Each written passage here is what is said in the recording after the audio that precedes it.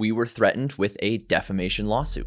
When you started questioning these things, I was like, what do you mean? We have an entire brand. I feel like I'm doing everything wrong. We were going to create this whole website and make a bunch of money from it, and we invested $40,000 and completely pulled the plug. If I feel that way, how many other pet parents feel that way? And what am I doing to contribute to that feeling in pet parents?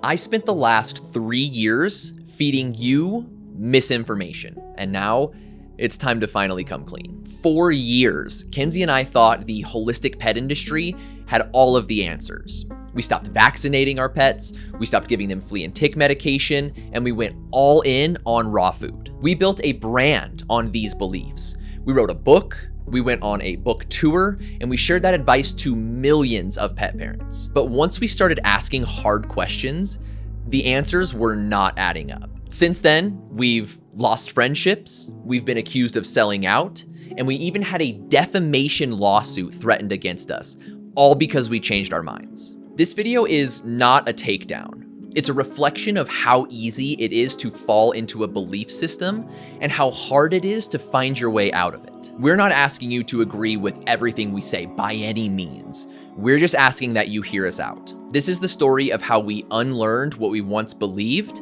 and why we're no longer a part of a movement that we helped grow.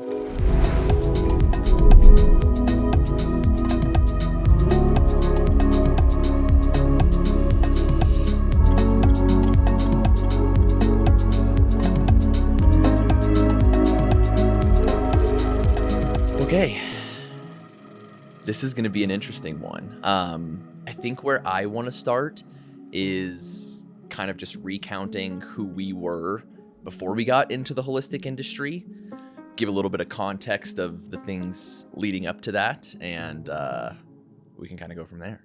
For me growing up, I was not overly holistic. I had neighbors who were very, I think they were vegan and they were using herbs and many other things. That never entered my household. We were kind of the family that, like, you get a headache, you take Tylenol, you get heartburn, you take Tums, you're sick, you go to the doctor, And so I had a little bit of exposure to it, but it always felt kind of like other people did that. It never entered my home. As far as I know, for you, it was not quite that case. I mean, I don't know. It feels like a lot of polarization in my life. So obviously my mom has been very ill. Like, she has had to be in the hospital quite a bit for asthma and, diverticulitis and all of these things. I've spent a lot of time in the hospitals, but when I was really little, like, we went to a TCM practitioner. I was getting acupuncture. I was seeing holistic doctors.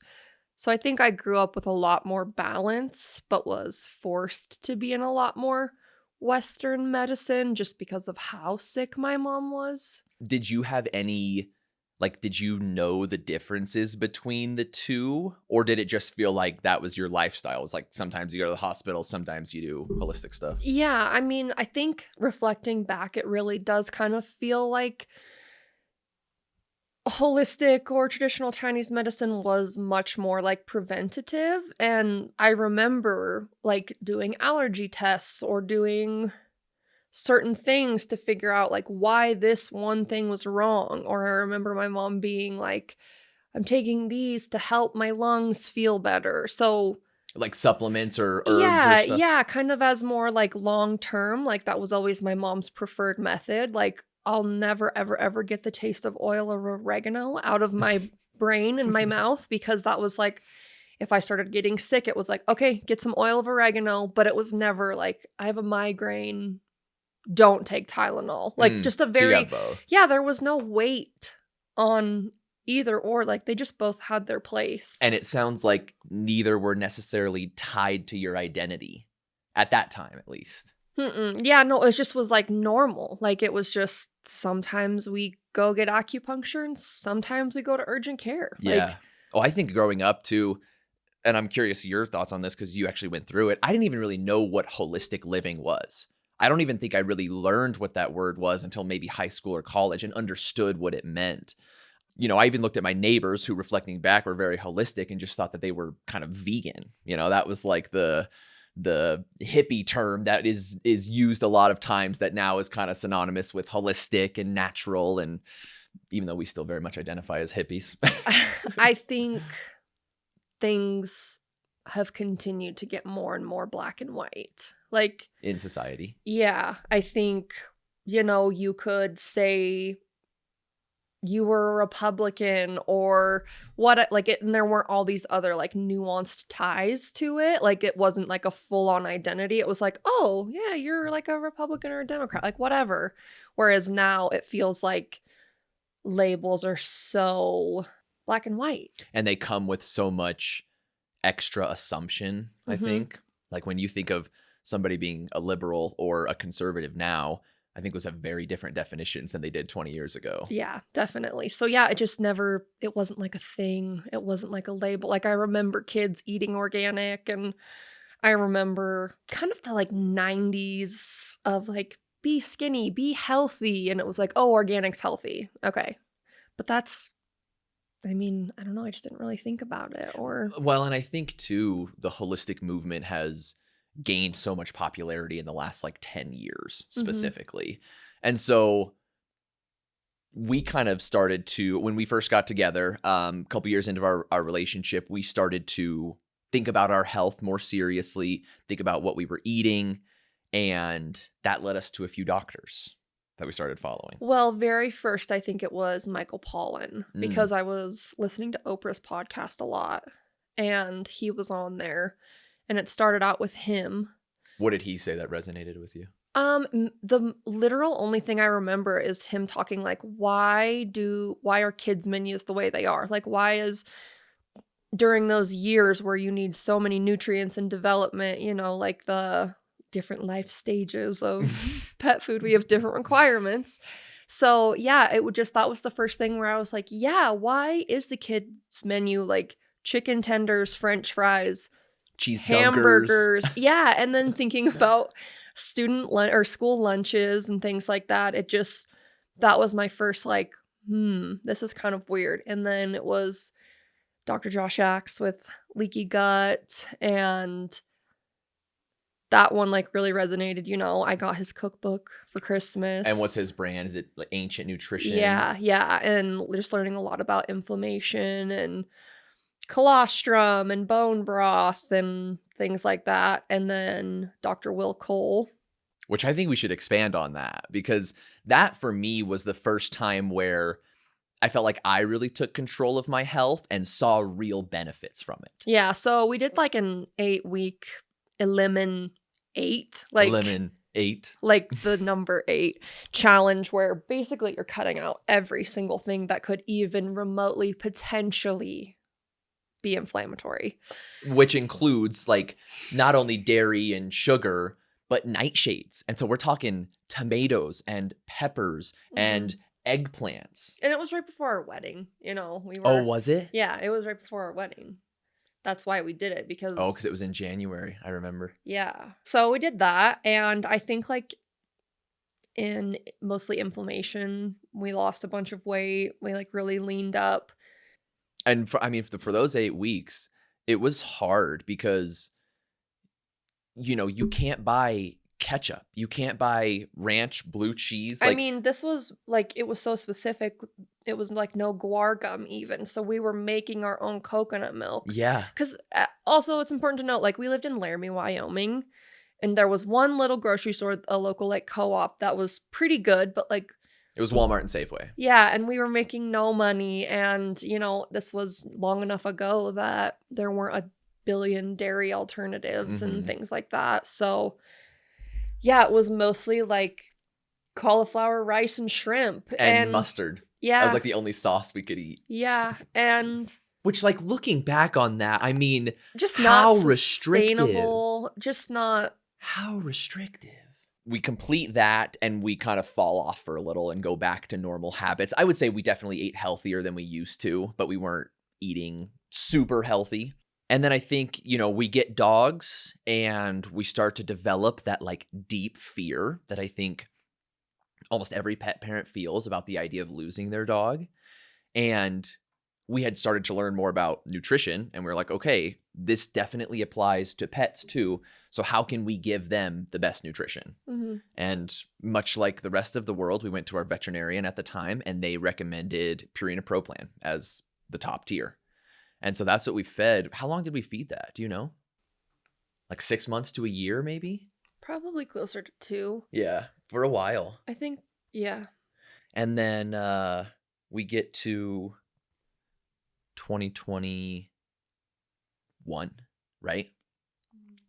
And this is the introduction into the holistic pet world. So Kenzie and I had started making those resin pet tags. Oh my God. That was really hard. We were making these custom pet tags, and through many months of doing that, I eventually stumbled on this podcast with Dr. Steve Gundry, Rodney Habib, and Dr. Karen Becker. And the podcast was a lot of what people have been hearing from us the last 2 years, which is, the fear mongering that kibble is causing these diseases in dogs, and promotion of raw food and not vaccinating our dogs and stuff like that. And one of the specific ones I remember them mentioning is that vets don't get taught a lot about preventative medicine. They're taught how to prescribe drugs and react to accidents and emergencies and stuff, but they're not taught how to make our dogs proactively healthy to prevent those diseases. And it was super convincing. I mean, I think that's a huge understatement to say it was super convincing. So I remember watching this podcast. I mean, the singular podcast, and you say we're changing everything. Exactly. I finished watching this podcast, and our shop was across the street, and I bust through the door, and you're taking a bath, and I'm like, we have to change everything we're doing.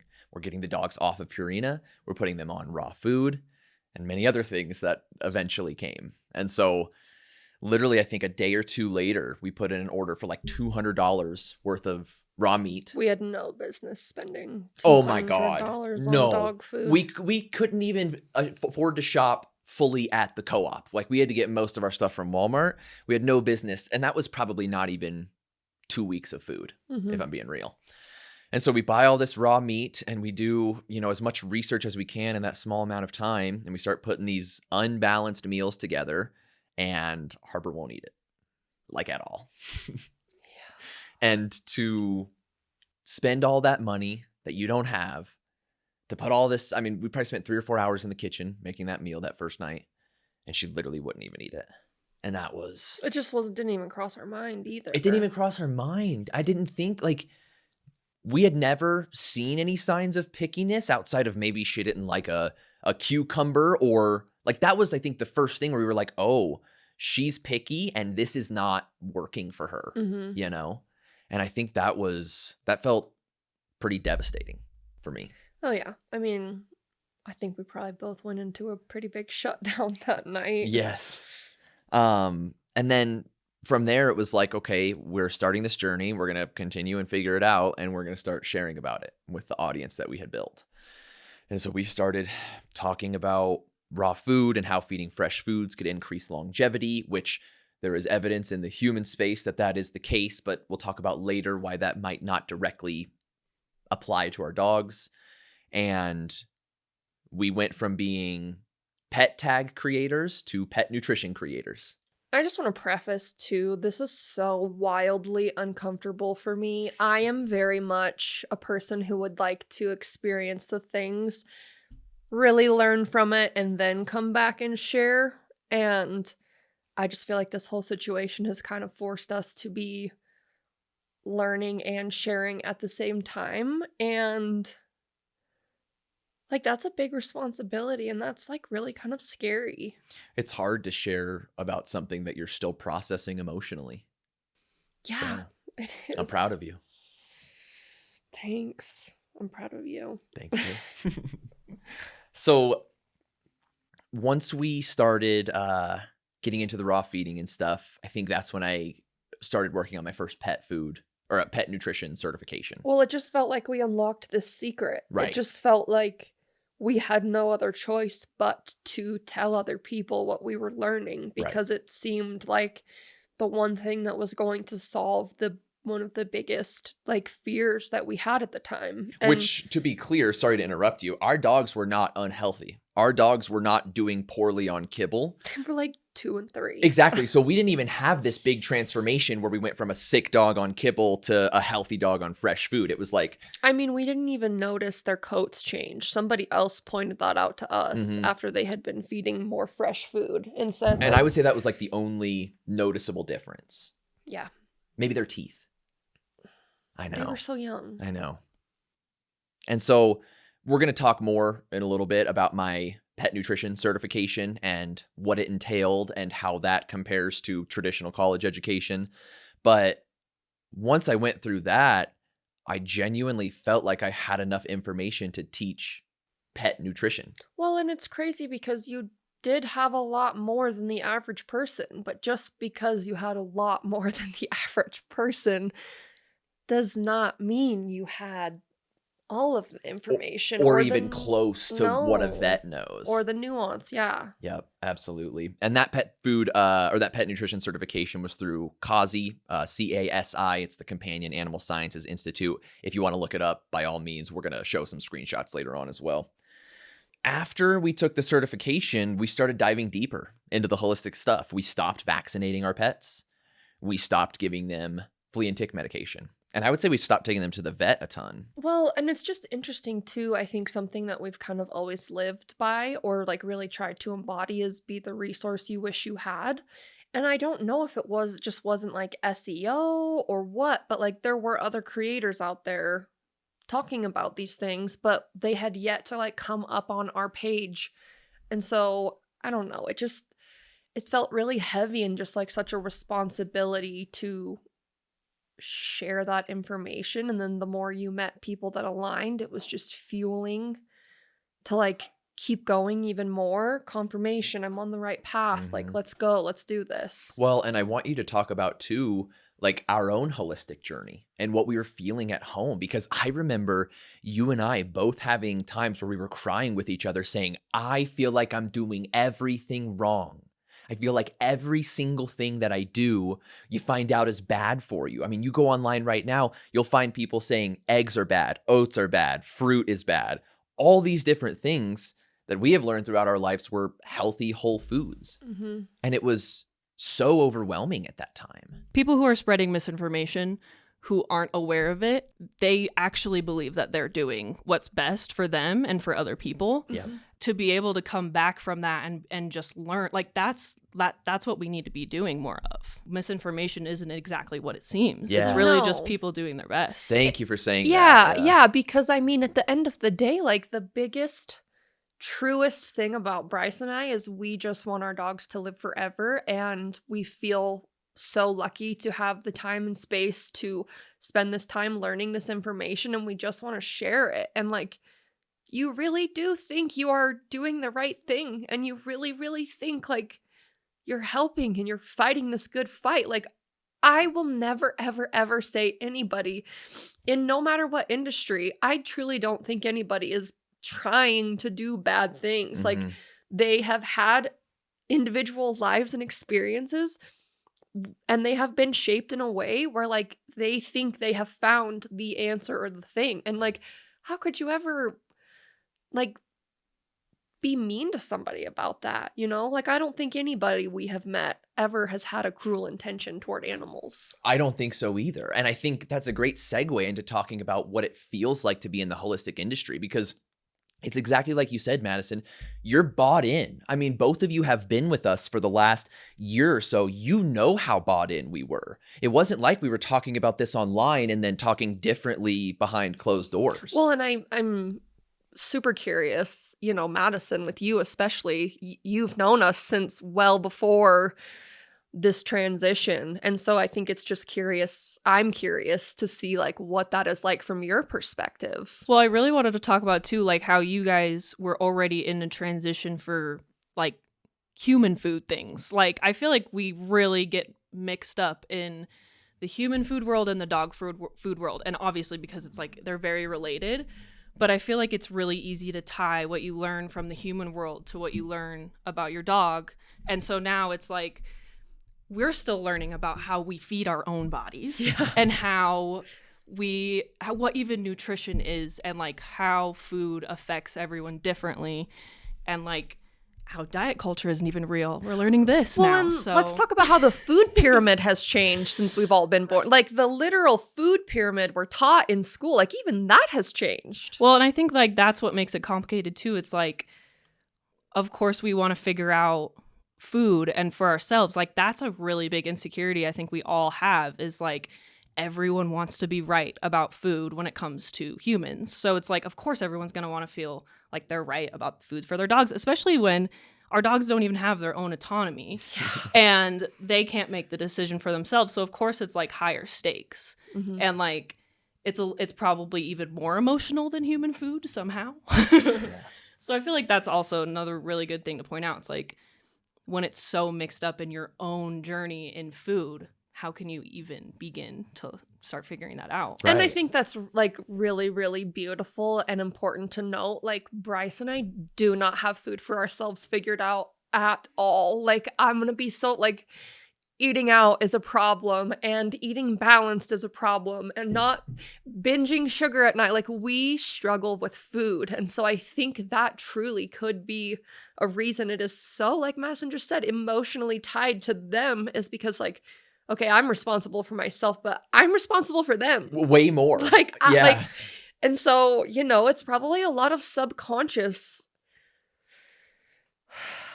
just projection and Well, I want to expand more too on what it feels like to be in the holistic pet industry, because, you know, I think you and I have gone through a few different deconstructions in our life. And the first big one we went through together was deconstructing from all the US propaganda we've been fed as kids. And Mhm. it was specifically the George Floyd murder yeah. that kind of sparked that for us. And I remember being at protests in Laramie and having the same feeling that I had with people in the pet industry. You have this deep sense of camaraderie. You have this deep sense of, oh, you and I are fighting this collective fight against this big evil oppressor. And it's like, you get so much motivation and energy from that. And just like what Madison was saying, you believe it. You're in it. You're not, it's not a facade. You're bought in. No, and you know, I think the common thing is like these are very, very sensitive, delicate subjects too. So to feel seen and aligned with other people on something so like tender to our hearts is like, that's one of the bigger pieces of fueling that fire. Yeah, absolutely. So then I think the next part in the timeline is the book deal.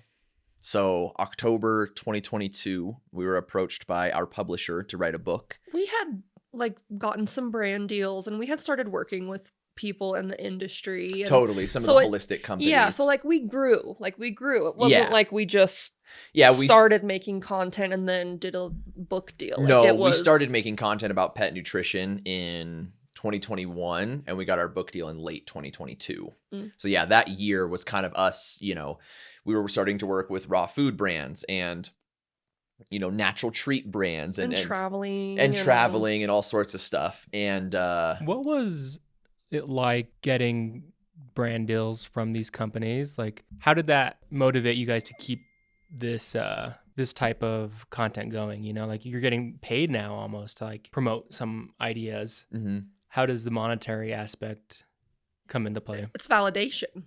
Well, I think it's validation. I that we're agree doing with the you, right thing. but I don't think it influenced the content we were making at the time. No, but it was like we're on the right path. These Right. large companies agree with what we're saying. Like we're doing the right thing. This is good. We need to keep going. Yeah. Like But I think that when those brand deals started to come in, it felt like, oh my gosh, this is perfect. We believe that natural is better. And now all these natural companies want to work with us. It's like at the time, if Hills approached us, we wouldn't have taken a deal with them in any way, shape, or form because we were very anti-kibble, anti-vets at the Mhm. time.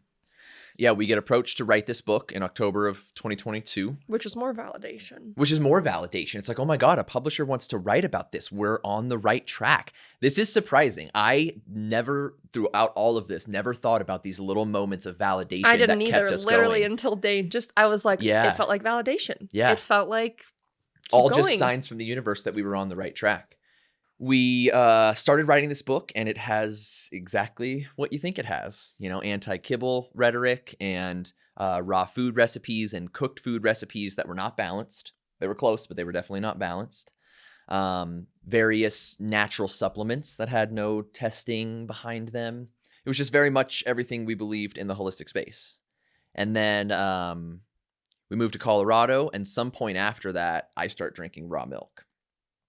And I get very, very deep into raw milk. I mean, you guys, we were taking turns driving an hour to Wyoming to go buy raw milk. Because it's not legal in Colorado. No, and like you could do the herd share here, but it was a lot more expensive here. And I just remember like every time I would put in like Fort Collins word of mouth, like, where can I get some raw milk? These like nurses and stuff would come in, and I was like, we were all just like, shut up. Like, we don't want to hear it. Yeah. Yeah. We almost convinced my mom. We did. She started drinking raw milk. We convinced Kenzie's older immune compromised mother to start drinking raw milk because it was healing, or so we were told. And I was drinking it every morning, sometimes all day, for probably 6 months straight. And I think back then I was drinking so much raw milk that I wasn't getting the nutrients that I needed. I certainly wasn't getting enough fiber, which is now our big obsession. Shout out to my mother. She's a fucking fiber queen right now.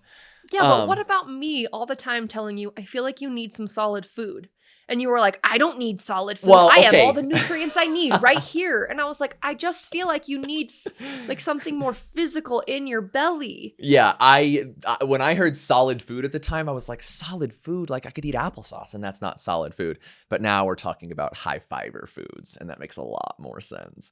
But I was convinced that milk pretty much had everything I needed in it. I was almost going to go on an only raw milk 30-day fast. I will also bring up that you wanted to have raw milk in every single one of the YouTube videos as a little hint. That's a fact. And that is that's a little hint as to how close raw milk was becoming tied to my identity. I was one of the raw milk guys. You were. You know? And what were like, just be honest, like what were your guys' thoughts? Because you like were around for this. Or don't be honest and just be nice. Honestly, it was normal to me. Really? Yeah, I was like, okay, yeah, this is cool. I think you tried some raw milk at some points, didn't you? I mean, I drank a little bit here and there. I was like, yeah, like. But for me, I don't know why. It's just like, okay, like this is just part of life. That's what I felt too. I mean, I definitely kind of got into the whole thing about like pasteurization and the history of it and like why we had to start doing it. And I'm like, okay, well, if you can do it in a safe way, it seems like you should be able to. But like, I never really like looked into any of the research myself. And so I don't think I ever actually drank any. Maybe I took a sip. Yeah, totally. Well, and I think that also, sorry if we forced you. I'm sure we forced many people. But that's one of the things too, is like learning about pasteurization. We'll talk about this in a little, but I think pasteurization is heating milk to 162 degrees for 15 seconds. I mean, how much damage is that really doing? And dude, we don't think our cooked meat is toxic. You say pasteurization, and I'm just picturing milk like boiling. Oh, I know. Absolutely roasting. For like evaporating and re-adding water to it because it took out all the moisture. Yeah. Oh my gosh. It's so... You have these just visceral ideas in your mind of what pasteurization is. And it's like, we could have literally just taken a milk and just simmered it on the stove, 15 seconds, taken it off. It's pasteurized now. I mean, we were making butter from that. Oh, butter, ice cream, any pastries we were using. Absolutely. Then we get to some of these cracks in the foundation. Well, I think what's important to talk about first is some of the things that we would hear that didn't land well in our systems. And I just I want to say that this podcast, these statements are probably going to seem like a really big generalization, but this does not mean every single person we ever met believed these things. This does not mean every single person we met is bad. Like, I still deeply care for a lot of the people we have met, and there's some really good people. There's some in the holistic really, industry. really, really good people that are trying to do good things. Yeah. So this is not like a generalization. This is not a takedown. This is not a No. bash fest. No. These are the things that we started to hear that started to make us uncomfortable. Mhm. I'm just going to read these verbatim because I think it's important to read them as we heard them. Vets don't know anything, especially when it comes to nutrition. If someone can't afford to feed their dog better than kibble, they don't deserve to have a dog. A dog would be better off dead than eating kibble their entire life. Never use antibiotics unless you are about to die, and only then for a small period of time. Vaccines cause cancer. Vaccines cause autism. The only medications any dog needs are CBD and mushrooms. Raw meaty bones are a complete and balanced diet because dogs can somehow magically assimilate all the nutrients they need from something that doesn't have all of the nutrients that they need. Dogs should be eating wild animal poop as a part of their regular diet. To be honest, some of these don't really bother me that much. Somebody saying dogs should be eating wild poop as part of their regular diet. I mean, Dogs already do eat wild poop. I mean, it's maybe that's another reason to get them vaccinated. You know what I mean? Is because they eat stuff like that. That to me is just like a personal opinion that's pretty out there. The ones I have an issue with are the ones that attack pet parents. Something like if someone can't afford to feed their dog better than kibble, they don't deserve to have a dog. Or a dog would be better off dead than eating kibble for their entire life. I mean, we're sitting here saying that a dog would be better off dead than eating a food developed by veterinarians that has all of the nutrients that they need in it. yeah. I mean, I think that's uneducated. I think that lacks so much nuance, and I think that's so hurtful to pet parents. Yeah, I think, another part of this is like, I am a person that needs some help with serotonin. Like, I just do, for whatever reason. And, like, I was even highly encouraged to stay off of antidepressants. And, like, During one of the hardest periods of your life.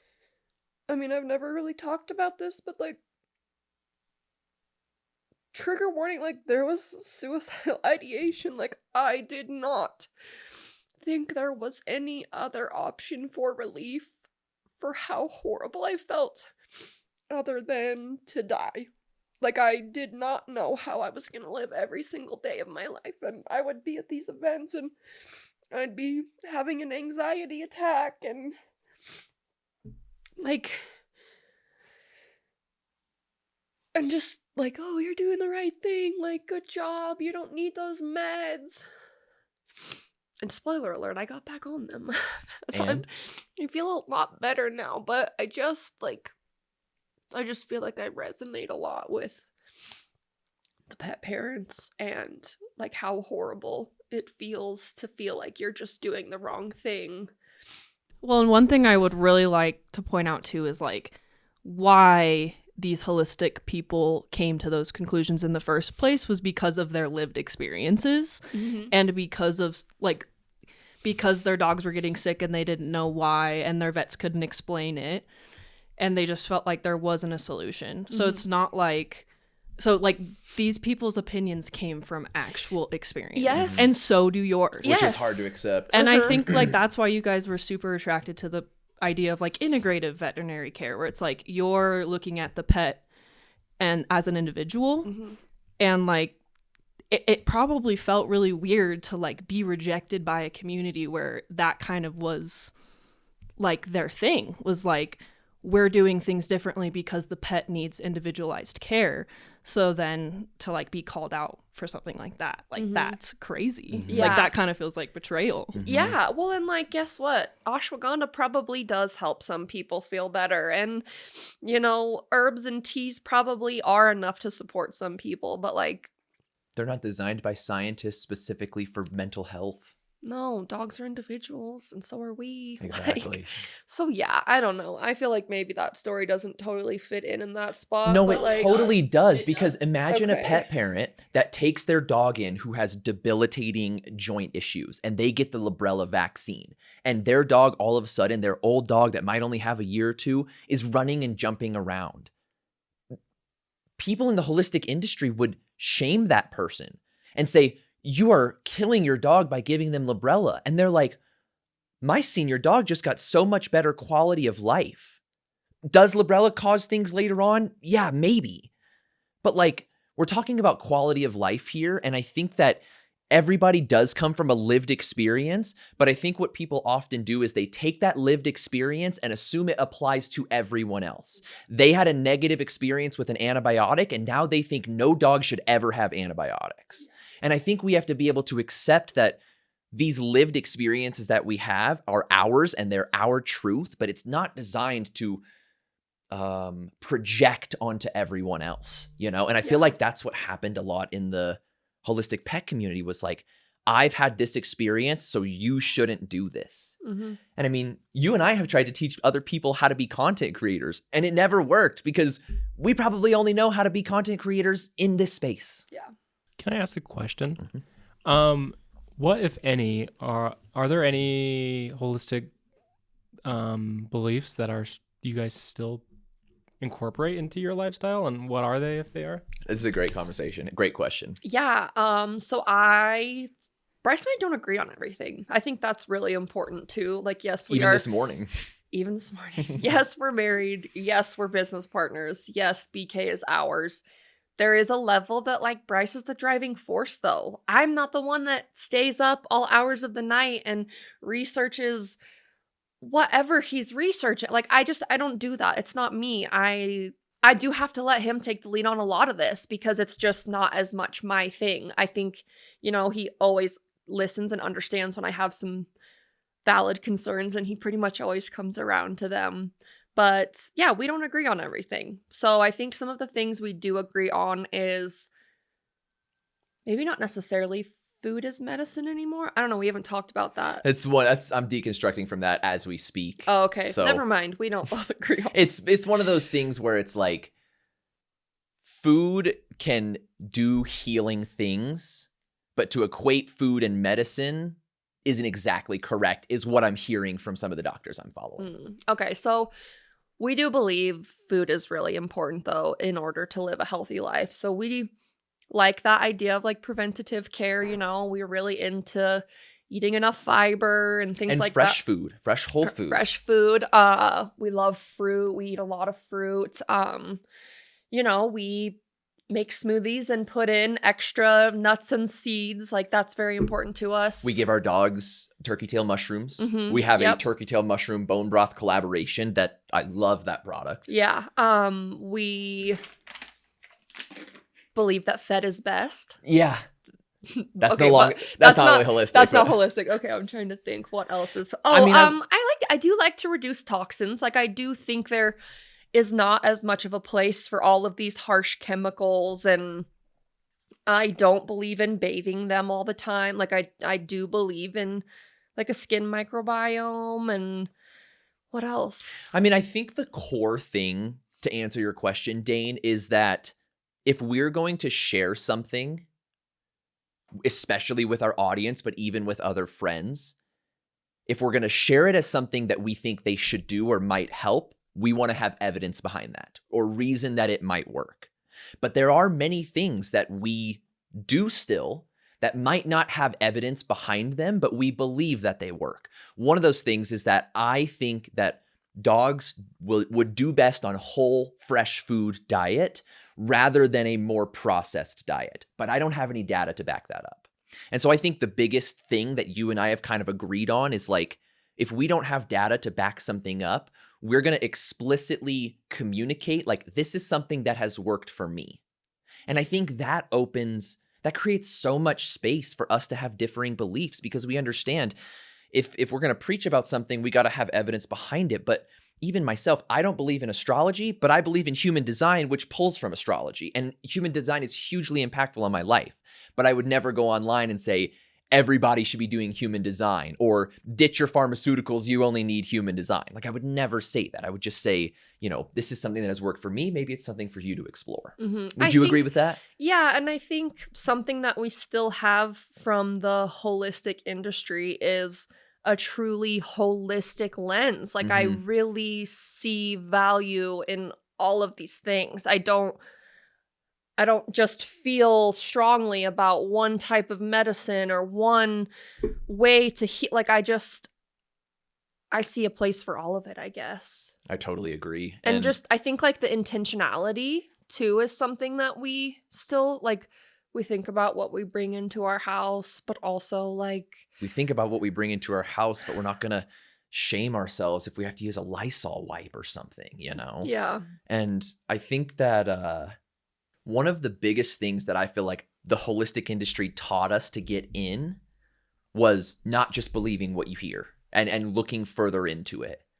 Which Yeah, I think you hold that. I think that ironically is what took us out of the holistic industry. You hold on to that value very deeply. Yeah. Yeah. And I think that, you know, anybody can say anything, and we have to find people that we trust, but we also have to verify information and verify if what they're saying is true. And we're going to talk about many things here in a little bit that we had heard from so many people in the holistic industry, and we looked into them and they were misrepresented or misquoted or wrong entirely. Mm-hmm. And so I think, you know, that fall of 2024, I feel like that's when I had decided that I want to go back to school at some point and get the traditional science education and further, ideally. And because of that, I naturally started following doctors and scientists and people who were talking about what I was going to start learning about.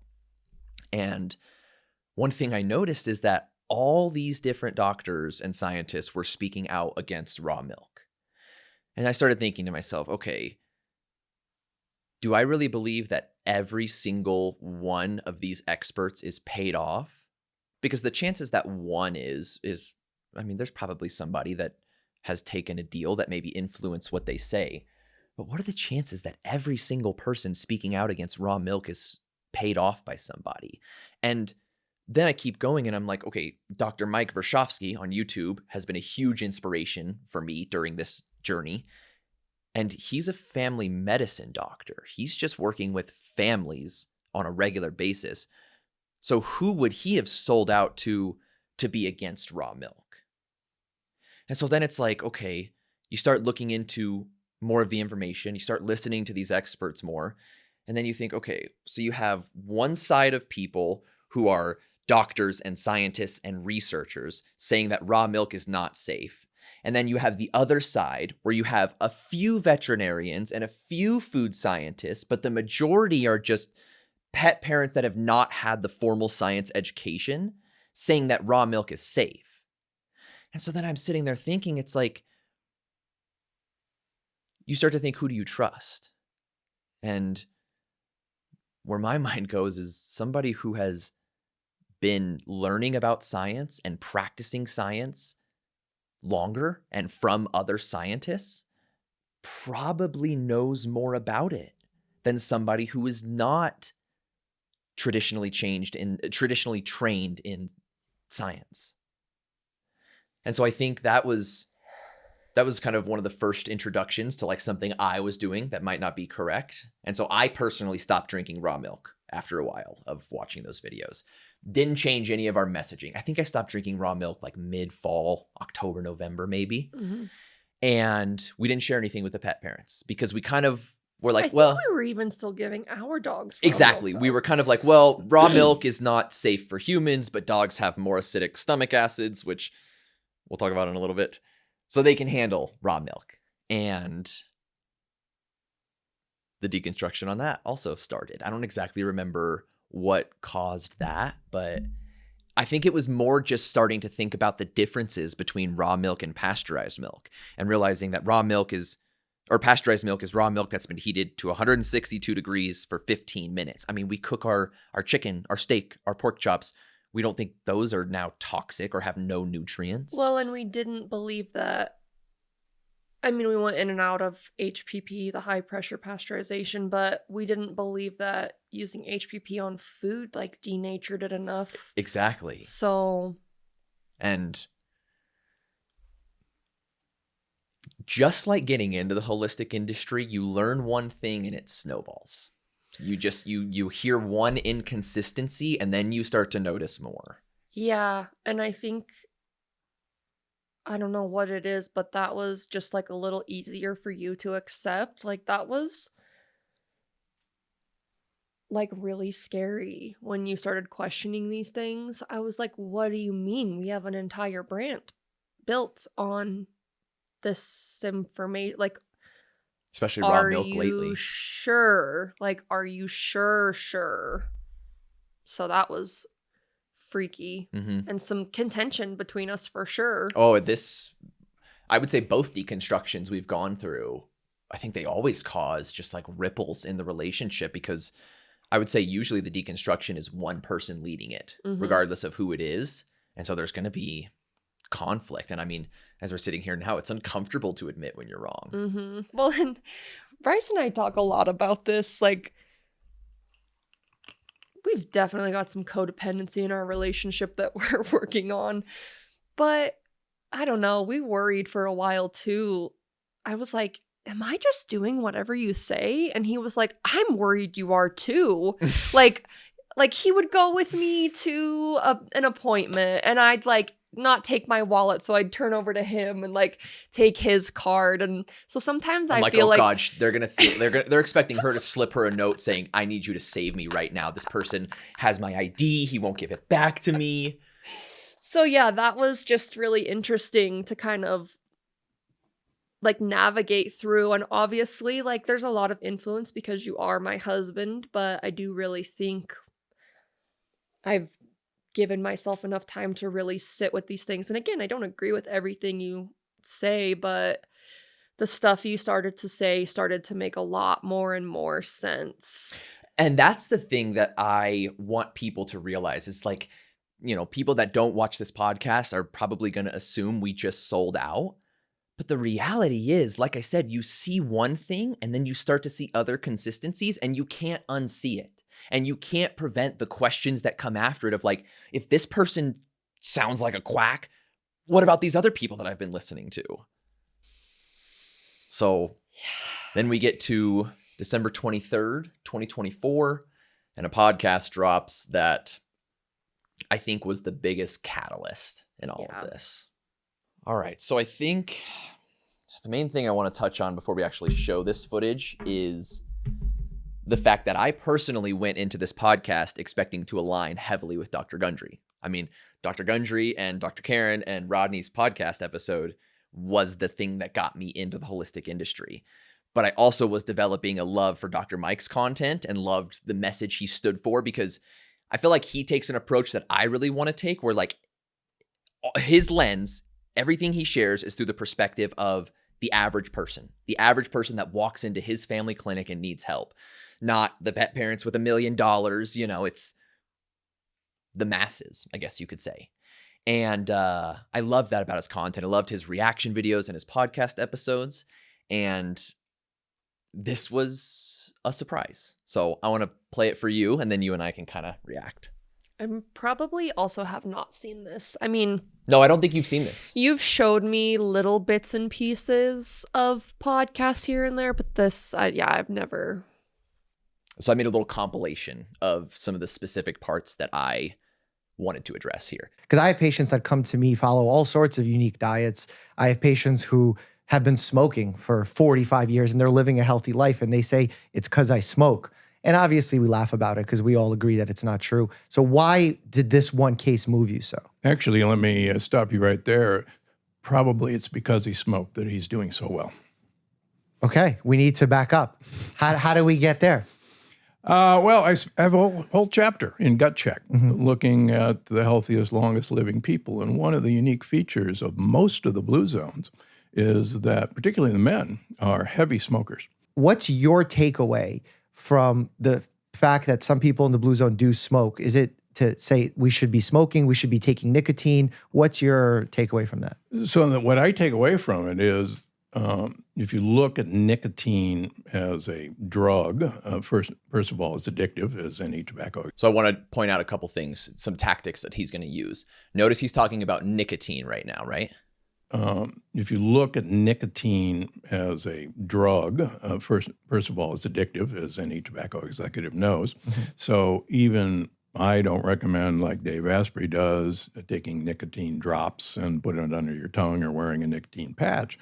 But I do think we actually have to look at whether or not nicotinic acid is... So he just switched to nicotinic acid, right? Which makes sense. Can I play devil's advocate here for a second? Totally. So I think one thing you have said is, you know, one of the tactics in a more holistic industry is to kind of like cherry pick the information. How is that any different than what you are presenting here to me when you picked out like the specific clips you wanted to show me? Totally valid. So how's that different? I feel like I tried to choose clips that give the entire context of what Dr. Gundry is saying. And so I wanted to include, like, for smoking example, the clip of him saying he was probably healthier because he smoked, going on to say why he was probably healthier because he smoked, and also show Dr. Mike's reaction to that. So that's a totally valid question. I can't say that I'm not cherry picking here, but I think, like, Dr. Gundry writes in his book that these people do probably live longer because they smoke. So I guess I feel like it's providing enough context. Got it. Nicotinic acid is a useful longevity drug. And you don't have to go very far to look at the literature looking at the various forms of nicotinic acid that are now available. Like nicotinic acid is also known as niacin, which is vitamin B3. And so we went from cigarettes to nicotine to nicotinic acid. Right. And that's kind of what he's claiming here is like nicotine and nicotinic acid are not the same thing. Nicotinic acid, niacin, vitamin B3 is not present in cigarettes. So one of the tactics that Dr. Gundry is using, I don't know if he knows that or if he just is not aware, but he will go from saying cigarettes, nicotine to nicotinic acid. And that's the jump that's important because there is research that shows that vitamin B3 is good for humans and does all these sort of things. But the jump from nicotine to nicotinic acid is not, it doesn't exist. Nicotine is in cigarettes. It's addictive. It's harmful. Nicotinic acid is in dairy and meat and fresh foods. And so one of the tactics that people use is they use lingo that you and I might not understand because I literally didn't even notice this until yesterday to convince us that something like smoking might be beneficial. You have to look at whether or not nicotinic acid is a useful longevity drug. And you don't have to go very far to look at the literature looking at the various forms of nicotinic acid that are now available, like NNM or NR, nicotinamide riboside, that these have clinical published studies on their effects on uncoupling mitochondria. What does niacin have to do with the... Niacin lowers LP little a production. No. How does that connect to the nicotine component? Nicotinic acid is niacin. So Dr. Mike was asking, how does nicotinic acid connect to nicotine because they're not the same thing? And Dr. Gundry says nicotinic acid is in niacin, which is true, but neither of those things are in nicotine. Everything he's saying about cigarettes is not true because the beneficial compound is not in cigarettes, and even if it is, it's not in there in any significant amount that would be beneficial to us. Interesting. I'm confused how in this scenario we're using blue zones as an example for this. But then in your book, you point out that in Okinawa, you feel that the blue zone is untrue because they may be trying to collect pensions and their family members are not reporting their deaths appropriately. So how on one hand are you using blue zones as a form of backing up what you're saying versus other times saying it's actually the whole thing? I'm talking about coronary artery disease and longevity. For instance, the reason I poo-poo the blue zones is because Dan Butner would like to convince us the grains and beans are the secret of longevity of the blue zones. Is Dr. Gundry not trying to convince us that smoking is the key to the longevity of the blue zones? And so this is another tactic that people will use is they will use some sort of research, even though the blue zones is not research, to validate what they say. But then when it contradicts, they will, for lack of a better word, shit on that research. And that's another tactic or another red flag, I should say, is if there's contradicting information, they're citing one source but saying it's bad at the same time, something to think about. I mean, yeah, it just seems like it's used when it's convenient. On Lewis Howe's podcast, this is a quote from that, you. yes. Apples are horrible for you. Yeah, they are. I mean... Why? Because an apple is not an apple anymore. And okay, so let's just remember, Dr. Gundry said apples are horrible for you. You better watch out, Madison. In fact, on But Instagram, that's not true. it's not an apple anymore. Yes, it's bigger. It's It's been as big as a grapefruit. hybridized for sugar. Yes. But it has high So- fiber content, it has polyphenols, all the things it you just said are doesn't. healthy. Phytonutrients. It doesn't anymore. But it Yes, does. It does. No, it's been totally changed. It's been made. So that's another tactic that people will use, is that they will inflate things to seem more important than they actually are. For example, in a second, he's going to say they have less vitamin C than 50 years ago. And Dr. Mike goes on to say, but they still have vitamin C. And it might be a little bit less, but to say that they don't have fiber and polyphenols and phytonutrients is just misinformation. Maybe, it has less vitamin C than 50 years. but it still has vitamin C. It has a little bit. So So, how get can a you say- small apple But how can you say apples are horrible from that deduction? from that big grapefruit size apple. Yes. Correct. And then when we look at research of people who consume apples, they live great lives. My patients who are unhealthy don't eat apples. When they eat an apple that's the right size, and guess what? Apples are not available year round. Normally. Again, all Back those in the old statements days. you can stand behind, that apples are different, that apples are not the same size, that shouldn't be available year round. And these How does studies- that bring you to the deduction of apples are horrible for you? Apples in this size You are said a not fruit great. smoothie is the worst possible thing you can do for your mitochondria. I think that's true. You don't It's think pu- cyanide is worse for your mitochondria, that blocks oxygen and kills it? Well, you're not going to eat cyanide unless you eat the apple core. Exactly. So how can fruit smoothie A be the fruit worst? smoothie. I mean, hearing from a doctor that a fruit smoothie is the worst thing you could do for your mitochondria, I bet fruit smoothies are healthier than smoking, even though Dr. Gundry would disagree. Watermelon has sugar in it. Doesn't mean watermelon's unhealthy. In excess, absolutely, but water's unhealthy in excess. I'm not done here. All that is interesting. Here's my takeaway for me as a primary care doctor. The reason why America is sick, the world is sick, we have an obesity epidemic. We have people consuming ultra-processed foods at rates unheard of.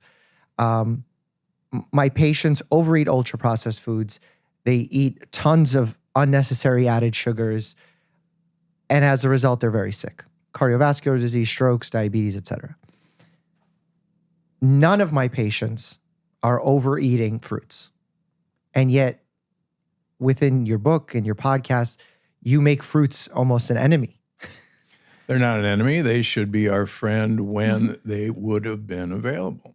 No great ape eats fruit all year round. They You know what that is. No, I don't even know. What kind of fallacy is that? Oh. The appeal to nature? That right there is the appeal to nature fallacy. And pet parents will recognize it when you hear dogs should eat like wolves. I think the important thing to remember here is that wild animals eat what they can catch. They don't eat what is optimal. They eat in season, and great apes actually only gain weight during fruit season. And we'll take a trip to the Central Park Zoo. But why do we need to go to the Central Park Zoo? Let's look at None all of the my cages. patients overeat fruits. Why are we talking about that? There's no juicers in the Central Park Zoo. But do you feel like generally across the United States, fruit consumption is an issue? No, fruit products are an issue. Totally different. What's a fruit product? Like apple juice, Agreed. like orange juice. Agreed. Yeah, We're not but recommending we juice. agree Yeah. with that. But We're not it's talking fruit. about juice. But that's not what we're talking. I mean, this is a doctor saying, no, my issue's not with fruit consumption. It's with fruit products like apple juice. And then they say, yeah, we agree. We don't recommend apple juice either. And he goes, well, that's fruit. Does he not understand the differences between apple juice and apples? This is a lot for your system. It's okay. Oh It's my a lot for goodness. mine, I mean, too. another red flag you have to remember is that if somebody is an expert in one area, but they're talking about something wildly different, that's a red flag. Dr. Steve Gundry is a cardiothoracic surgeon. He is not a nutritionist. He is not a dietitian. I think I would like to talk a little bit more about, really quickly, what you learned and like how science really won you over through your semester. I think that, I don't want this to sound like a superiority complex, but I think a lot of people lack an understanding of what science truly is and what it isn't. Because in my first biology class, the first thing that I learned is that nothing in science is proven. And if nothing in science is proven, how are there so many people speaking so confidently about things, especially when they're not even conventionally trained in that area? And then you get into labs and you realize how much goes into performing an experiment to see if something is actually a thing or not. And then once you finish that experiment, the entire scientific method is based off of other experts and scientists coming in, reviewing that work, and trying to disprove it. And that's why I think science, at least to a certain extent, has a drop of ego. Because if you're a scientist, if you're a researcher, you have to accept the fact that people are going to critique the shit out of your research paper. That's what the peer review process is. I just feel like maybe I missed this day in school, but to me, science was always like not disproving, but proving. Right. I think that's a big misconception. And that, I mean, yeah. it's about proving, even though you can't prove things to be true. Like, the point of an experiment is to see if I do something, does that result in a consistent outcome? So you're not wrong in that sense, but there's so much more disproving that goes into science than I think people realize. Yeah, I think what I was trying to say. And like, I would do practice experiments in biology, and you have to think about every single variable that you can control that might influence your outcome. And then, so there's so many different variables, and then you learn how to read research papers, and then you go read other papers and you go, but they didn't control for this, and this, which you learned in science class. And that's that research, which we'll talk about here in a little, is one that many people in the holistic industry quote and use to promote their ideology. Got it. Okay, continue. You're saying an apple is not ideal to eat. You said grapes are sugar bombs that are problematic. They are sugar bombs. There's as But that much doesn't mean sugar that- in a cup of grapes as in a Hershey's candy bar. Yeah, but that requires nuance. Because I would never tell a child to eat Hershey bar over a grape. That will never happen in my practice. No, would you but recommend you might that? allow the mother to give them apple juice as their But I would. drink. That's not. We're not talking about apple juice. We're saying grapes. All right. It's a child hears, a mother hears, grapes are a sugar bomb. Might as well give them Hershey's. They will give them Hershey's. Might as well. And your example But with why apes- might as well? Don't you think grapes have more nutrients than Hershey's? Well, believe it or not, extra dark chocolate has some of the highest polyphenol content. But we're around. talking about milk chocolate. Yeah, I wouldn't give anyone milk chocolate. Exactly. So why even bring the comparison? Grapes are sugar bombs. If you're going to give grapes, you might as well feed a Hershey's candy bar, but I would never recommend to my clients to eat a Hershey's candy bar. You just did. Not only did you recommend to eat a Hershey's candy bar, you recommended to eat a Hershey's candy bar in place of fruit. And that is like, that's my big thing here. The big reason I wanted to show this episode was to just show what it sounds like when somebody on the holistic side goes and talks to people who are conventionally trained. Because in my opinion, Dr. Gundry sounded wildly unscientific. He sounded like he was defending an ideology or a brand way more than trying to present evidence as to why he believes his things. And like right there, they're talking about milk chocolate and grapes, and he brings up apple juice. And then Dr. Mike asks him if he thinks milk chocolate is healthy, and he says, well, actually, extra dark chocolate has some of the highest polyphenol content. He's trying to mislead people by changing the subject away from the hard question that he can't answer, which is, you don't realize you're recommending Hershey's chocolate instead of grapes? And so now I think we should talk about the original podcast with Dr. Gundry and Dr. Karen and Rodney, and talk about some of the things said in that podcast that we don't necessarily agree with. And I want to preface this by saying that, like, I have deep respect for Rodney and Karen. Like, we have done a podcast with them. They are incredible people. And I think this is just a great example of people that respect each other, but disagree.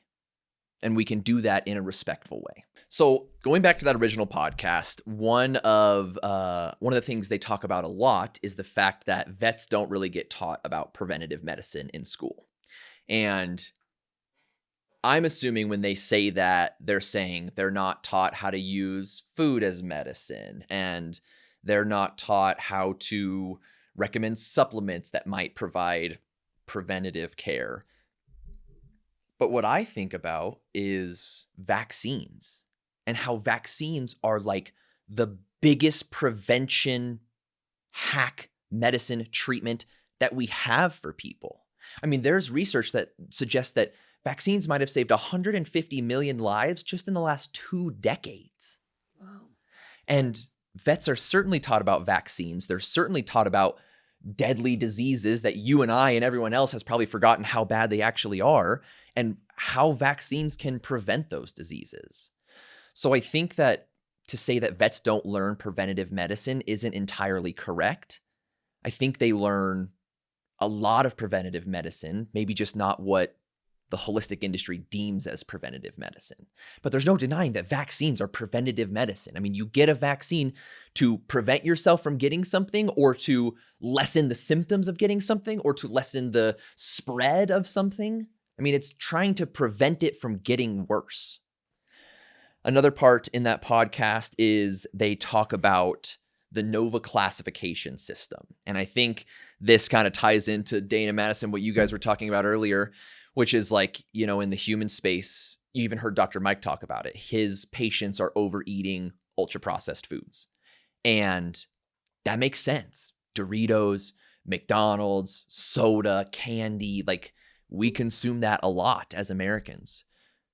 But why is ultra-processed food bad for humans? Well, according to doctors, it's not the processing method itself. It's when companies process a food in a way that makes us overeat certain fats, sugar, and salt. But kibble doesn't do that. Kibble's not trying to get our dogs to overeat. In fact, there are many reputable companies that are trying to figure out ways to make kibble have our dogs feel fuller longer because of the obesity epidemic going on.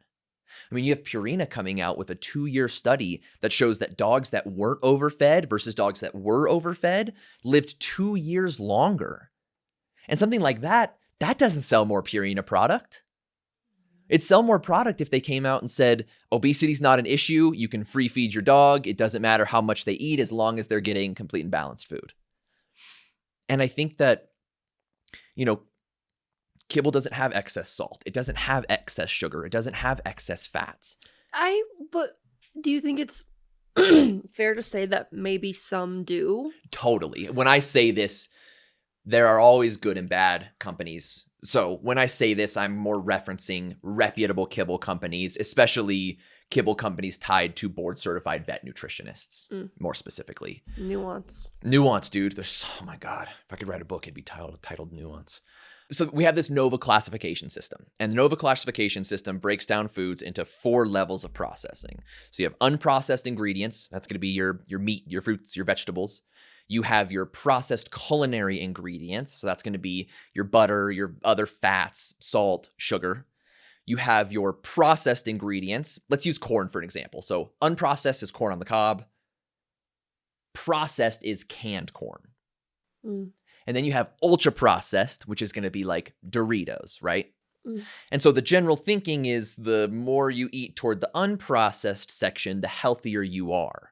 And people will often say, oh, kibble is, you know, heavily processed away from its natural state. They use salt, fat, and various things to help preserve it, blah, blah, blah. So we're going to put it in the ultra processed category. But what Dr. Mike often says is that ultra processed foods are bad because we overeat certain fats, salts, and sugars, not because they're ultra processed. And I feel like that's what kibble is not, is kibble might be ultra processed, but if it doesn't get dogs to overeat fats, salts, and sugars, it's most likely not doing anything close to what ultra processed foods are doing to us humans. Well, and I think you'll bring this up later too, but kibble is not nutrient devoid. Doritos have nothing in them but calories, pretty much. Kibble has calcium and phosphorus and vitamin E and vitamin D and omegas and protein and calories. It literally has everything that is needed to keep a dog alive. Now, you can debate whether it has everything they need for a dog to thrive, but according to modern research and all the nutrients that a dog needs, complete and balanced kibble has all of that. So I don't think we can lump kibble into the ultra-processed category and say it's bad like Doritos and cereal and all that other stuff when it literally has everything that a dog needs in it. Are there differences between kibble and whole fresh foods? Yes, I believe there are. We don't have the research to show kibble versus fresh food yet, but I believe there's something there. But it's not the fact that kibble is this hugely toxic, missing a bunch of nutrients food, like a lot of people make it out to be. Yeah. And then, I think the next question that comes up is going to be, well, how can you trust these kibble companies? Like the vets that work for them are paid off or whatever, change their beliefs for money. And I want to share a story here as to why I no longer believe that.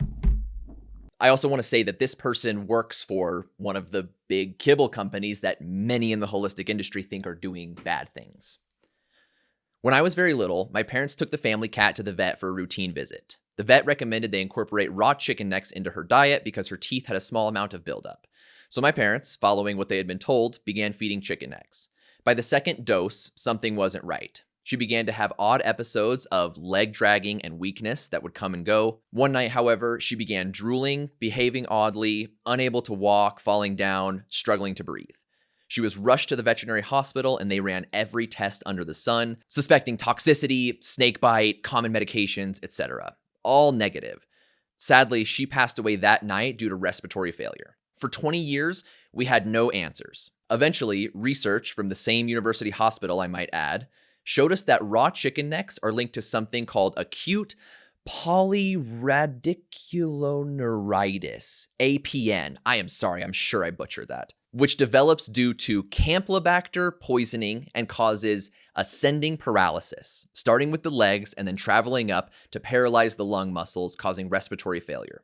Ironically, I worked in the same clinic that recommended the chicken necks when this research came out, so I have the receipts to prove that this was the cause of death. It's a big reason I am so passionate about making sure other pet owners don't make the same mistakes that could cost their pet their lives. So, this really gets me going. For somebody to say that somebody like that sold out because they work for one of the big kibble companies, I think is one of the most disrespectful things that you could say. Well, you just never know why somebody has made the choices they have made. And, a common rhetoric is that they all sold out. And we all know what it feels like to make an assumption and then to hear something like that and have to take a step back. And it's not fun or easy, but I just feel like we all just need to mind our own business. And I agree. And how are we going to say, this person was feeding raw food. They were feeding raw chicken necks and they had a cat die from the raw chicken necks. And so now they're against raw food and people are going to say you're a sellout for being against raw food. yeah, without even asking any questions. Is everybody in the holistic space a sellout to the holistic beliefs? Or do we all just kind of believe what we believe and maybe we should let each other believe what we believe? So January 2025 is when I go back to school for the second time because I'd already gone back once in hopes of being a veterinarian and stopped when we got more in the holistic space, and now we're back. But that's when I started to learn a lot of kind of what we already talked about, which was how the scientific method works, the peer review process, how to read research articles. And I started to plan out my path of where I'm trying to go with my education. And there were two courses I really wanted to take, pet nutrition and animal nutrition. And I want to talk about the difference between somebody who has taken, let's say, a pet nutrition course at the college level versus somebody like me who has a canine nutrition certification. So my canine nutrition certification was $750 US.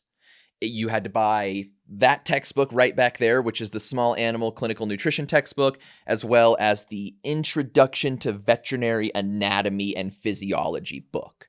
So they were using traditional textbooks, and the general structure of the course was you read a chapter or two, you write a paper answering some questions, you submit it, you get a grade back, you move on to the next one. The only communication I had with any instructors was sending an email with my document and them sending my grade back. It's not like you're attending lecture of any kind. And it took me about 3 to 4 months to complete. You could probably do it in 4 to 8 weeks if you were doing it quicker. And I would say this course for sure teaches about raw food, but they also teach some foundational stuff. Like you learn about fats and proteins and various nutrients and vitamins and minerals and stuff. But it's a great introductory course for a pet parent who wants to understand nutrition a little bit better. And so let's compare the canine nutrition certification versus somebody who's just taken a pet nutrition course. And I'm going to read this so I ensure I get it correct.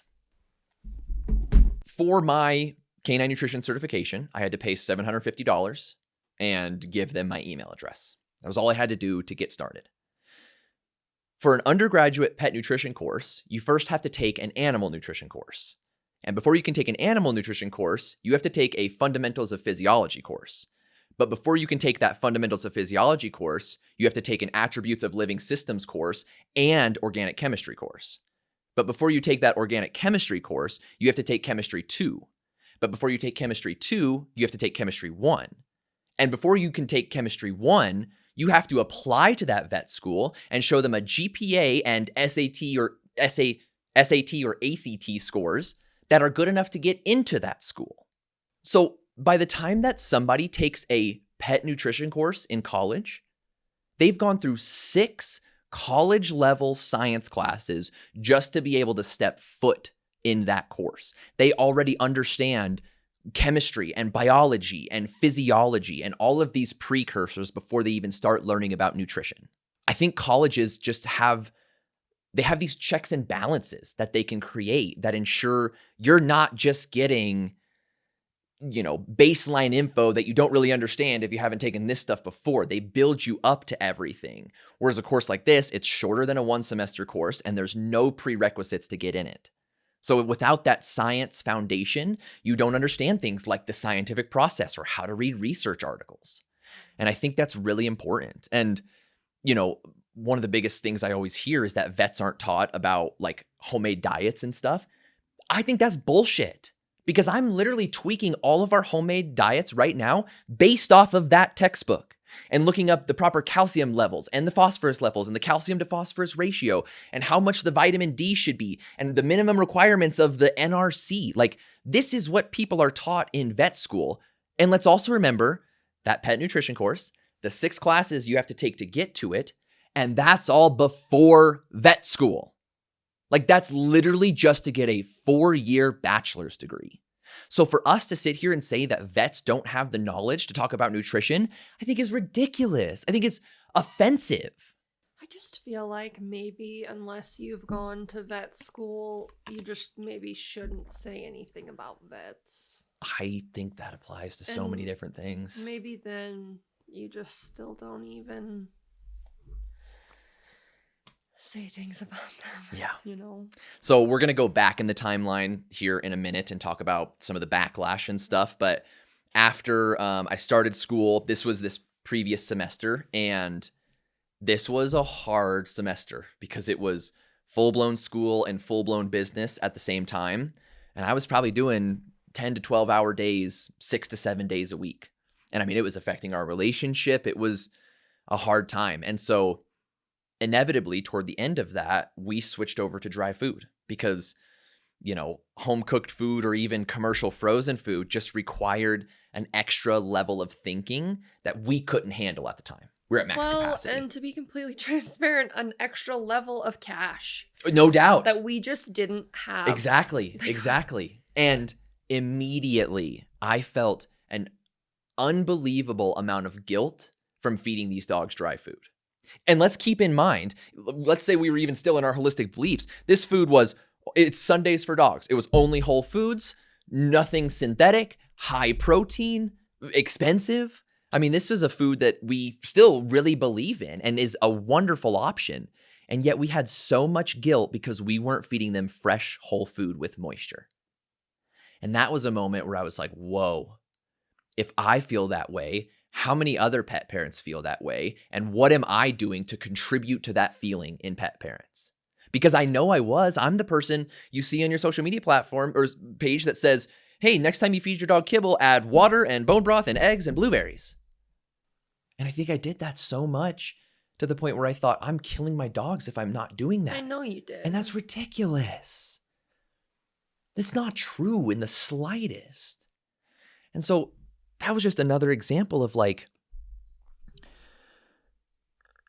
I think the holistic industry, and this is not even just the pet industry, they thrive off of the idea that our bodies and our dogs' bodies are broken and they can't detox properly and they need all these special things and they can't get nutrients from kibble and all this stuff. And it's like, I think it just gets to a point where you feel so much shame about doing anything that's not what lines up with the current social media trend. Yeah. And that's a problem. I mean, I know I felt that a lot with my own. I mean, concurrently, I was doing a human version of what we were doing with our dogs. And it was just, I mean, I have a certain type of personality, of course, but it just felt like everything, I was never doing enough. I was never, and I think I felt that more about myself and you felt it more about them.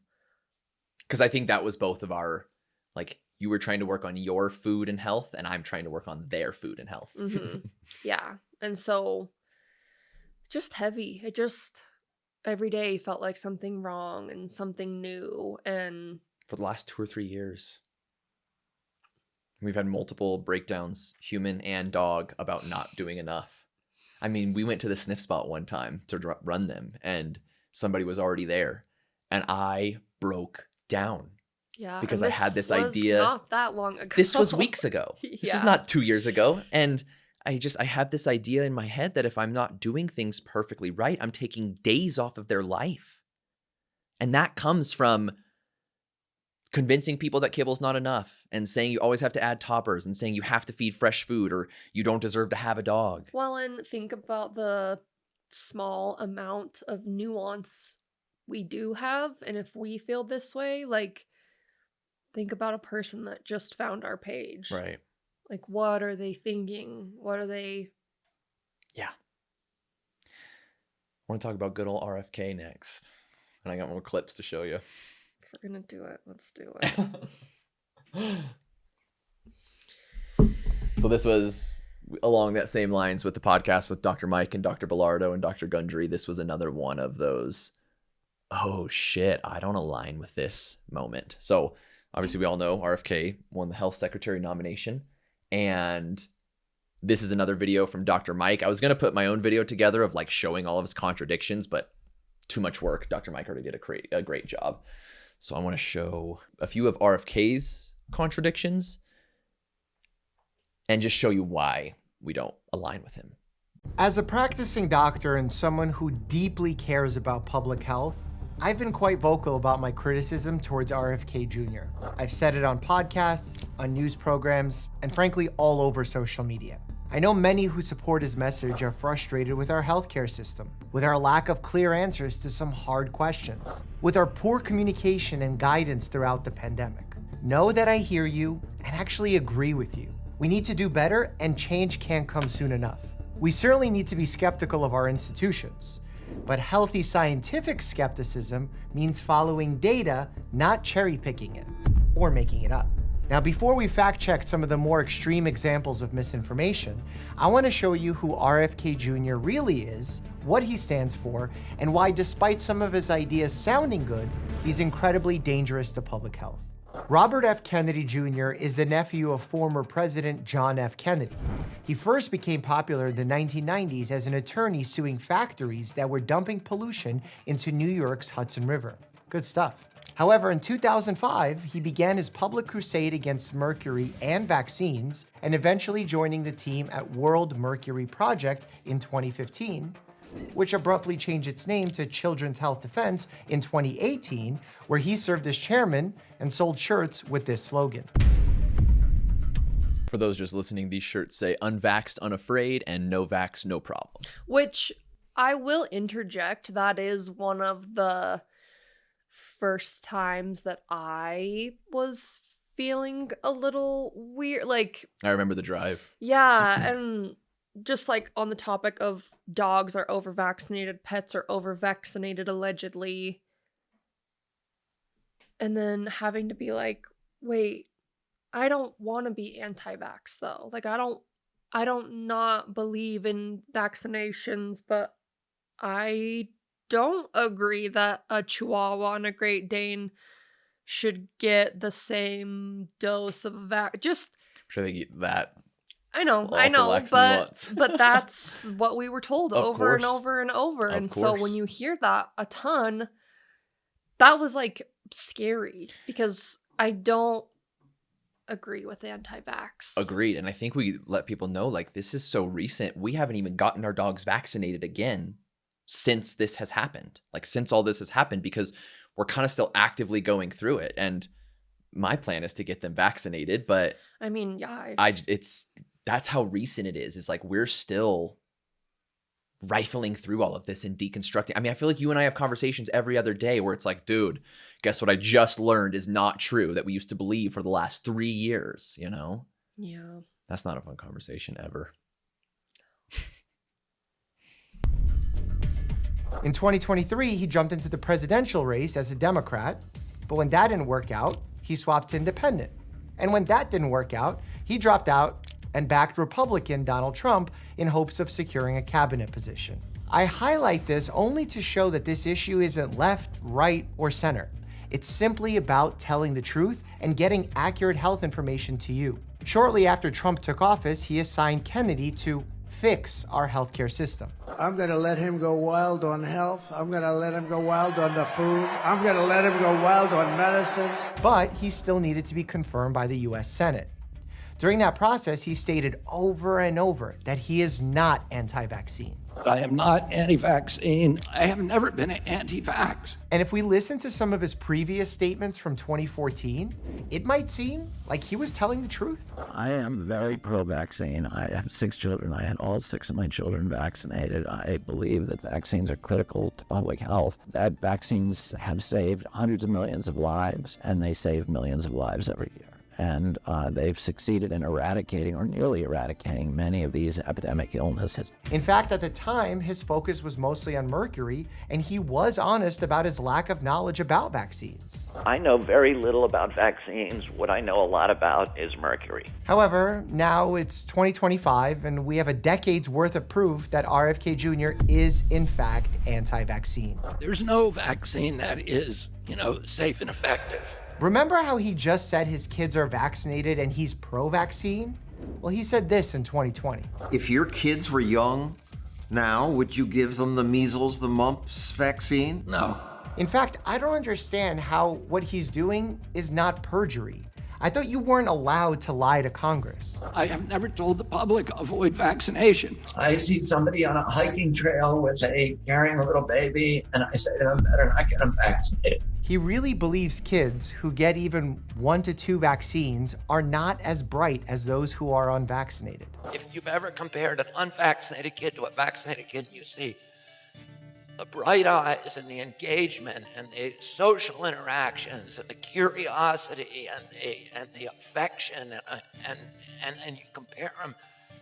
The child even had 1 or 2 vaccines and they're completely different. Even in a more dark analogy, he compares modern doctors to Nazis for vaccinating children. To me, this is like Nazi death camp. I mean, what happens to these kids? I can't tell you why somebody would do something like that. I can't tell you why ordinary criminals participate in the Holocaust. I can't tell you what was going on in their minds, what justifications they used. Despite all that being widely available, he was confirmed in February 2025 as the U.S. Secretary of Health and Human Services, putting him in charge of some of the most important health agencies like the CDC, FDA, and NIH. And despite all his advocacy against vaccines, that vaccinated children are no longer bright, that doctors are basically Nazis, that he would happily go back and not vaccinate his own kids, he is now back to saying, The best way to prevent the spread of measles is through vaccination.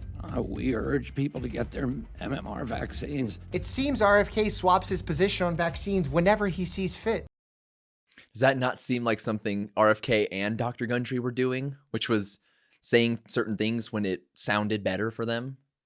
And we have new information from good old RFK Jr. in that he just stripped the CDC of the entire 17-person vaccine advisory board and put on 8 people, many of which are openly and outwardly anti-vax. So is he pro-vaccine? Because I think he just says that to Congress and then gets to do whatever he wants. And I'm like, the flip-flopping is a red flag. And people are going to say, well, aren't you flip-flopping? Yes, but I think the difference is we're here telling you why. We're here to explain everything that happened that led up to the change and what we're going to be doing moving forward. And if what we do moving forward doesn't line up with what we're saying now, tell us. Because we are here to get it right. We're not here to be right. I just think also, I am very proud that from the beginning we have not taken deals that we didn't believe in, and we have turned down deals that we don't believe in.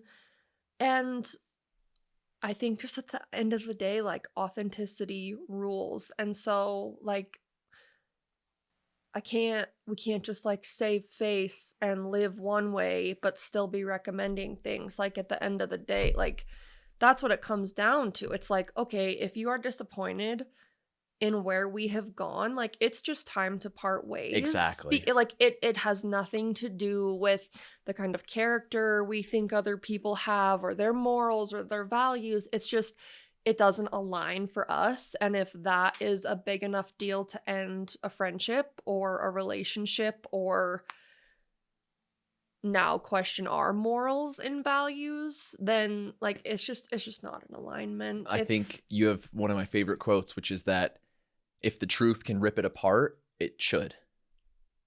Can I say it? Yeah, because that was not exactly right. That was more aggressive.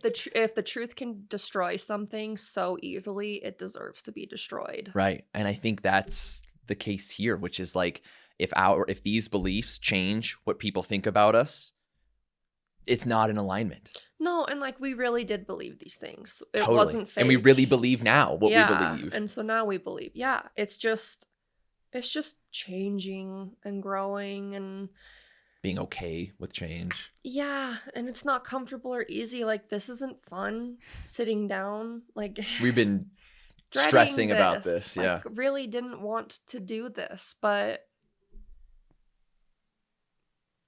we owe it to the people who have gotten us here. Yep. And that they're our priority. So then we get to the backlash. So Yeah. I mentioned earlier, stopped drinking raw milk toward the end of 2024. And then I don't exactly remember, it was either end of 2024 or beginning of 2025. We made a post that was just like a screenshot of a couple notes page. And it was just like what's out in 2024 and what's in 2025.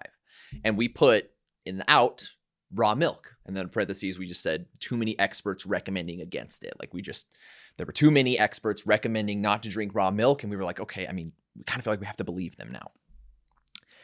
And from that, we were threatened with a defamation lawsuit from a brand in the pet industry. And we're going to break down every single claim and talk about what's true and what's not true. But I don't want you to let me convince you. I have taken a screenshot of the post, and every single comment we made under that post, I've included a Google Drive link in the description below, and we will also include a QR code that you can scan. Go see for yourself. Go read this stuff and make your own decision. But we wanted to come with the receipts so that you could have all the information you need to make an informed decision. So this here is the screenshot of the email that we received, and you'll notice a good amount of it has been redacted. I wanted to try and pull as much information out of the email that would identify who this company is as possible, because we're not here to name names. We're not here to take anyone down. We're here to explain to you the things that happened that caused us to leave the holistic pet industry. And this was a big part of that. BK's actions and omissions have caused significant reputational damage to Company X by publicly implying that Company X lacks scientific rigor in formulating and marketing its products. These implications, conveyed through BK's posts and interactions with consumers, are patently false and defamatory. Here's the deal. Again, we have all the receipts down in the description below so you can read this for yourself. We never said anything defamatory because we never named names of any company. And not only did we not name names, we publicly stated in the comments section that we have nothing against these companies and think they have wonderful people working for them. We just simply disagree on this one topic. Well, and if like you still want to do the things that like, great. Like, this is all our own opinions. Like, we no longer feel the risks outweighed the benefits. We, in good conscience, could not recommend something that we were no longer doing. And And that's like literally that's that. And we got enough evidence that convinced us that the risks don't outweigh the benefits. And so for somebody to think that that is implying that their specific company, when there are dozens of companies that probably sell raw milk, that we're saying they lack scientific rigor, I mean, that's a huge stretch. And again, if people read the comments, they'll see that we were just sharing our opinion and expressing why that changed and talking about the evidence that convinced us. And the evidence we talked about was the doctors that actually know the evidence and have shared about it. Okay, let's go to the next one. BK publicly accepted and promoted Company X's data supporting the safety and nutritional superiority of raw milk compared to pasteurized milk.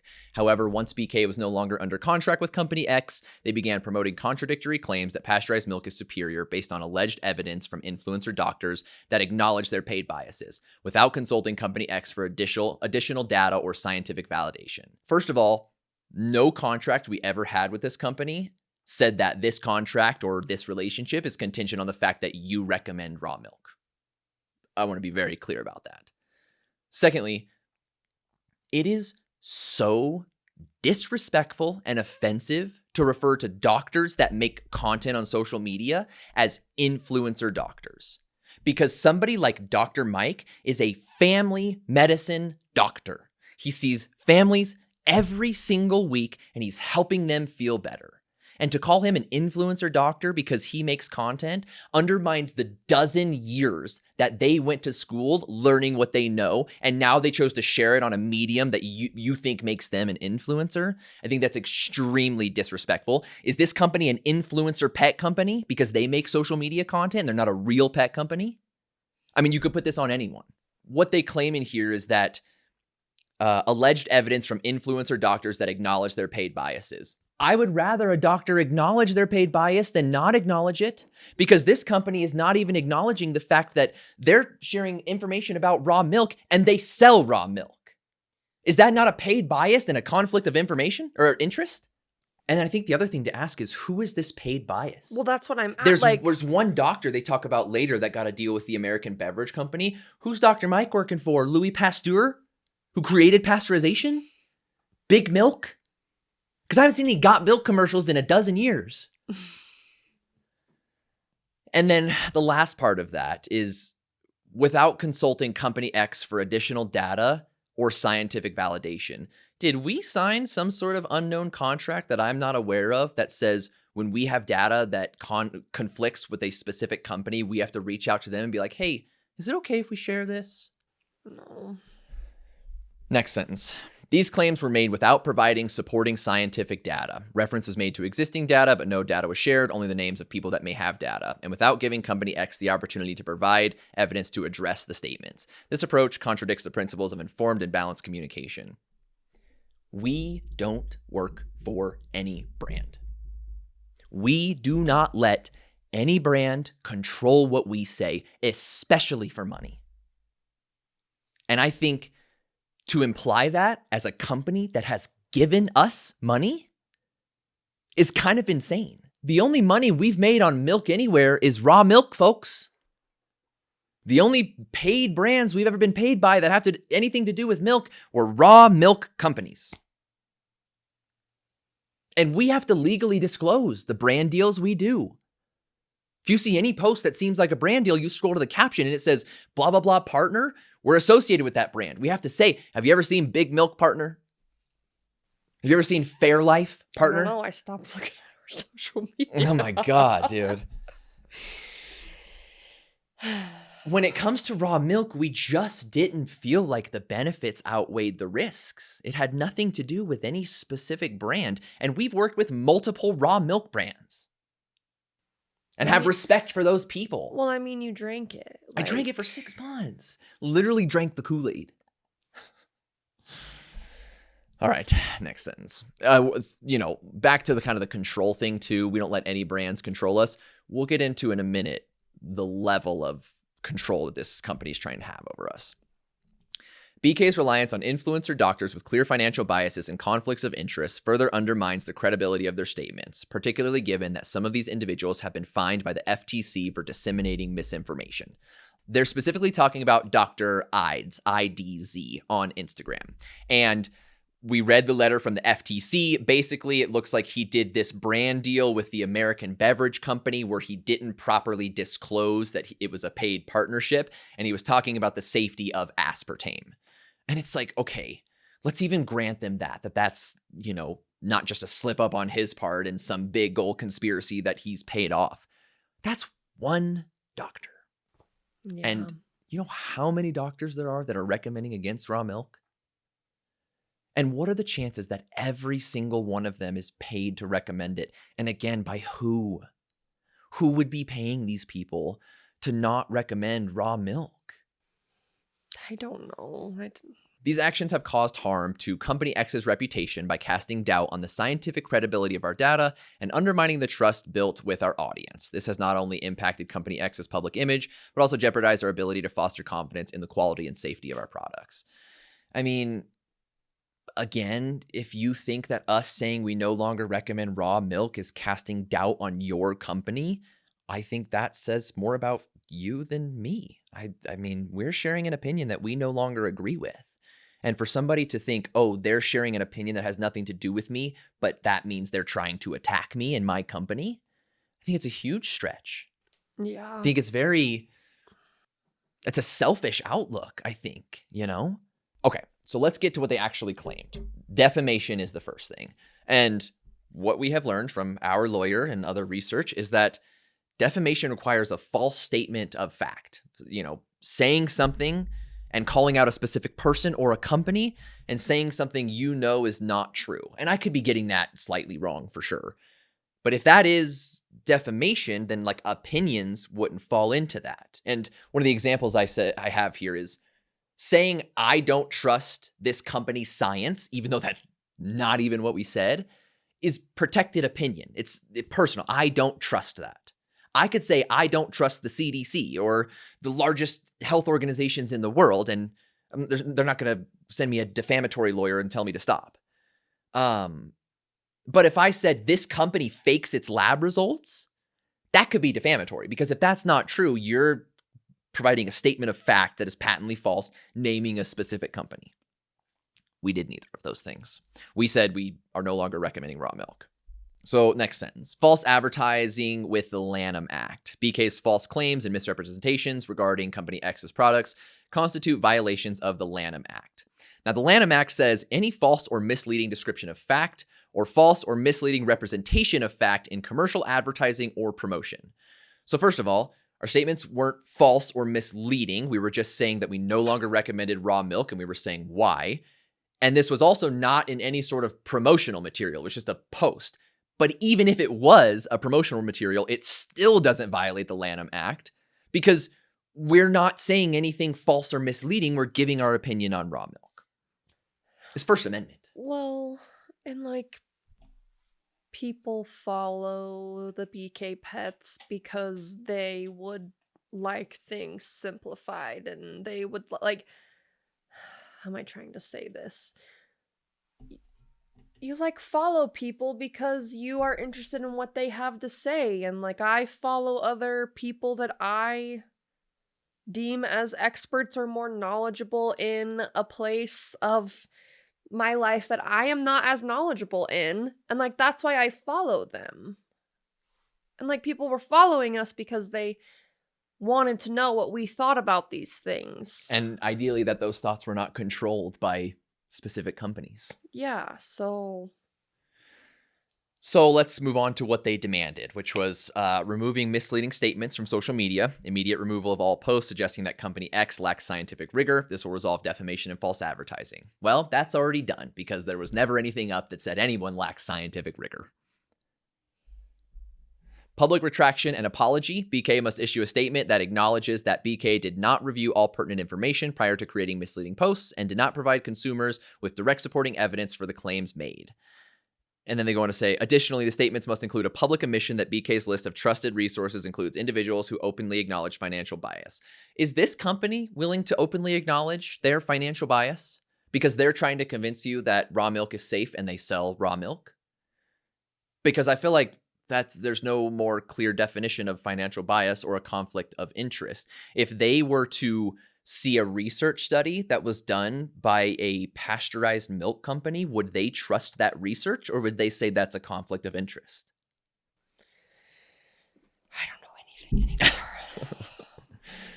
anymore. And then validation of future post material. And this is to me, the funniest one. So they say, assurance that no further defamatory or misleading posts, either directly or indirectly targeting company X or its products, will be made. This includes refraining from sharing incomplete data that may imply misleading conclusions due to the absence of context. If BK believes a claim opposing company X's data to be valid, company X must be given the opportunity to provide supporting data, and any opposing claims must be accompanied by direct links to the relevant scientific sources to ensure transparency and accuracy. This will resolve defamation and false advertising. So let me get this straight. This holistic company, who is very anti-kibble because kibble companies control what vets recommend, is directly trying to control what we say and recommend to our audience. And they're claiming that anytime we have an opinion that might conflict with their opinion, we need to reach out and ask their permission if we can share that information. That is the biggest level of control that I have seen in the pet industry. It's just hypocrisy. It works when it works and it doesn't work when it doesn't work. I mean, imagine if they found out that our information that we were sharing was first going through a kibble company and being filtered to ensure that they approved the message and it didn't conflict with what they said. They'd call us fucking sellouts. I mean, I don't know what's worse, what happened or that. I mean, seriously, it's like pot, kettle. We kind of all know the rest, right? I mean, this is the most unbelievable thing I've ever heard that directly goes against what they're fighting for, because they claim kibble companies have all this control. This company is literally trying to say we can't share information that might oppose their opinion without asking them first. That's fucking ridiculous. So nothing ever came of this. We had our lawyer reach out and basically tell them that this is not defamation. This is protected First Amendment right. This is sharing personal opinions, and what we shared had nothing to do with this company, even though this company would like to think that it had everything to do with them. So we never heard from them again. We hope we never do, because we obviously don't align anymore. So this is not the only occurrence we had like this. No more defamation lawsuits. But fast forward a few months, and this was probably what, 3 or 4 months ago now? Early this year, I think. Yeah. It's whenever those first 2 cats, those poor cats, became really sick from the bird flu. I think 1 or 2 of them ended up passing away because of the bird flu in a few different raw pet food brands. And the claim was that HPP kills bird flu, but the cats that died from the bird flu were eating HPP'd raw food. And, you know, there were a lot of vocal pet parents and experts that came out blaming the pet parent because they took their cat outside. And I think that's a little egregious. I mean, to attack a person that just lost their animal and say it's your fault, that I don't align with that at all. But through that experience, you and I became less and less comfortable feeding our own dogs raw poultry because we were concerned. Just like we're lucky enough that our dogs don't have super specific needs for proteins. And so why not just skip a risk right now? Like there's just already enough risks in being alive every single day. Like, why not just take a little break from the chicken? The same way that when lettuce gets recalled or something, like you take a break from it, you know, like you just do what you feel is best. And again, we have that rule where if we're no longer doing something we previously recommended to our audience with our own dogs, we have an obligation to let our audience know that. Well, and it's just like there's so much information out there now. You know, everybody, not everybody, but like everybody used to wake up and watch the news while they got ready for work. So things like that were very public information. But now there's so much noise on the internet everywhere you go. Genuinely, some people might be missing that information. And with an audience that we have, that we are followed specifically for pet food, we are obligated. Well, and it's one of those situations where it wasn't just like oh, we no longer think that feeding our dogs, apples is worth it. Funny to bring that up. Yeah, I know. Dr. I was Gundry, like, not which is not apples. true. But like this was a situation where this could have, it was harming animals. Like it's not like we just changed our mind. We're like, we're not in love with that ingredient anymore. It was like, no, animals are being hurt. We're scared now to give our own dogs this. And so we want to share that with you. And that's what we did. So we put out an Instagram story that said, in the wake of all this bird flu stuff, we're currently no longer recommending raw poultry, at least until this gets sorted out. And we had a friend that we were friends with for multiple years that reached out and was so incredibly upset that we said that.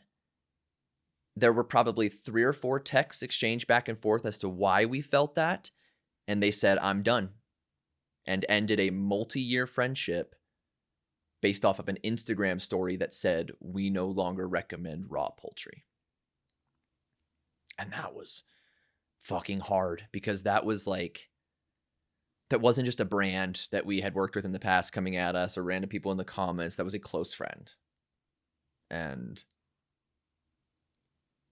to me, I think that was one of the biggest indicators that so many people in the holistic industry, again, not all of them, this is not a blanket statement, but so many that we've come across hold on to this stuff as their identity, as an ideology, where anytime somebody disagrees with it, it feels like a threat to their identity and everything they know to be true.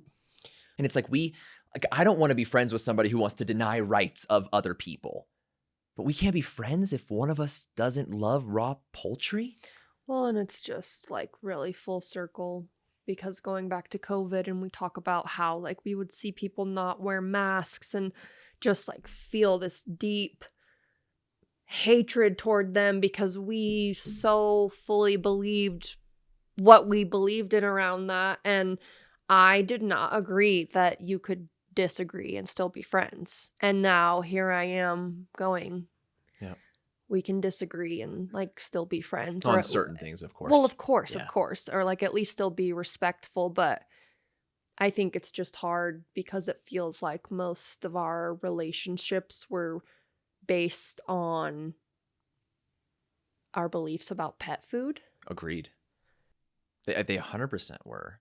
And I think that's one of my complaints with the holistic industry too, is like when we wrote our book, I had 4 months of a canine nutrition certification, and we got one of the top vets in the industry to endorse it, which, like, no offense to any of these vets, but it just feels like for me, people care more that your message matches their message than they do about your actual education and knowledge on a certain topic. Or like who you are at the end of the day, because like anybody can say whatever they want about us, but like the people that really know us know we love our animals and know we're just trying to do what we feel is best. Yeah.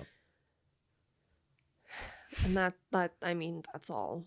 There's a great quote from James Clear in Atomic Habits that says, "The more deeply a thought or action is tied to your identity, the more difficult it is to change it. This is why you can't get too attached to one version of your identity. Progress requires unlearning. Becoming the best version of yourself requires you to continuously edit your beliefs and to upgrade and expand your identity."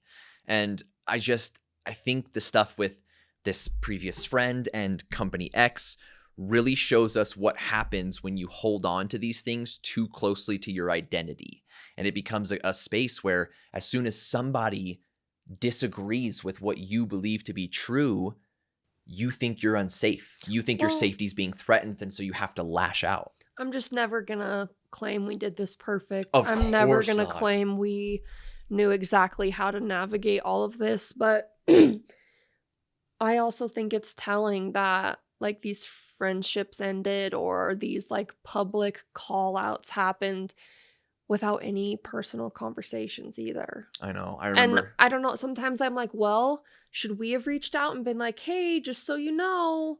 But like, I don't know. That's not where our loyalty is. Nobody reached out. I mean, we had some people, we had a couple very good friends that were like, we don't care. That are still, we're still friends with. Yes. Whatever, you know, like it's okay to disagree. But yeah, no, there was no conversation around it. And I think communication has just become so important to you and I, and with our employees and, you know, the people in our circles and our families. Like, we are just realizing how much gets lost even when you try very hard to communicate. And so it's just hard. And I still don't know what I feel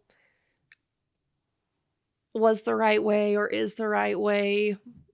And I think everything we did was the right way, even though we made mistakes, because it got us to this point, you know, and we get to share this message with our audience, which I think, you know, had we not gone through that, we don't have this message of it's okay to change your mind. And I think this is one, like, people think they can't change their mind. I mean, we've seen these people in the holistic industry that have this stuff so closely tied to their identity, they don't feel comfortable changing their minds because that means changing their identity.